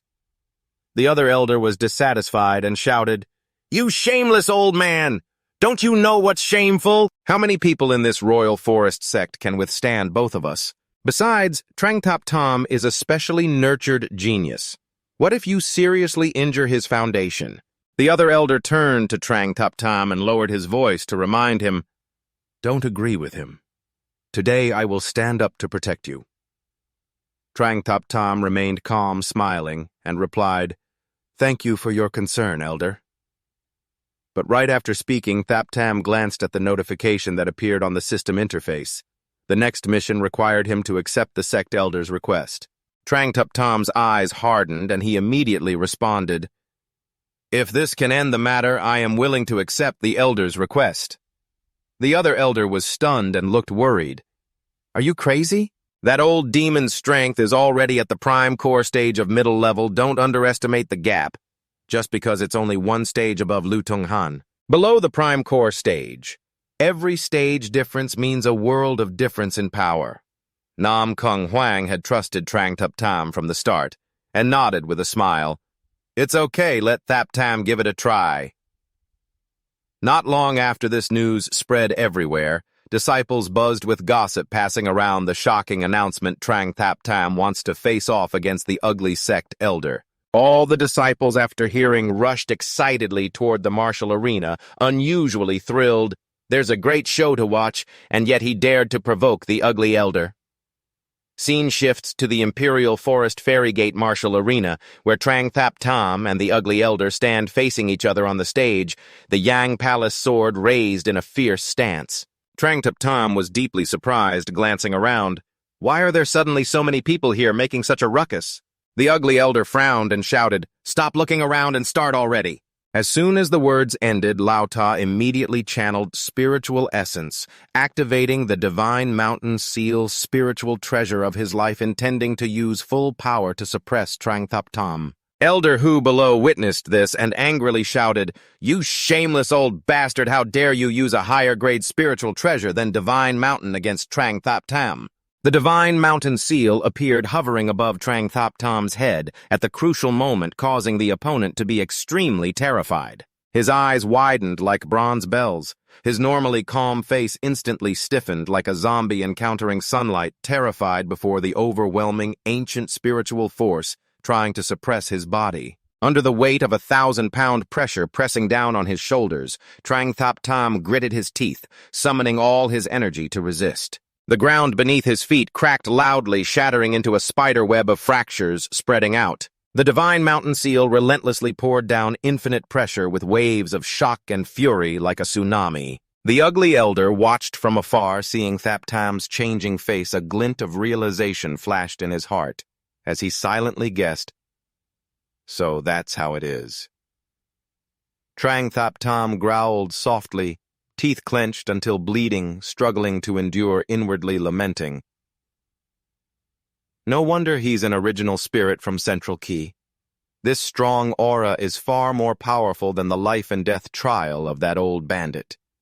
But in the next moment, Trang Thap Tam suddenly stood upright, gently lifting the divine mountain seal, as if lifting a feather without any effort. "I'm not standing still all this time." Then he channeled energy into his arms and forcefully threw the divine mountain seal tens of thousands of zhang away. In the blink of an eye, the ugly elder's divine mountain seal was casually discarded by Thap Tam like rubbish. All the cultivators present witnessing this horrifying scene stared wide-eyed and open-mouthed in shock. The 7 colors were like earthen hues. The ugly elder was terrified beyond measure, his eyes seemingly about to crack, glaring fiercely at Trang Thap Tam, muttering, "My spiritual technique was broken by you so easily? Not right. I didn't sense any spiritual power movement from you just now. Could it be You relied on demonic power to break my attack?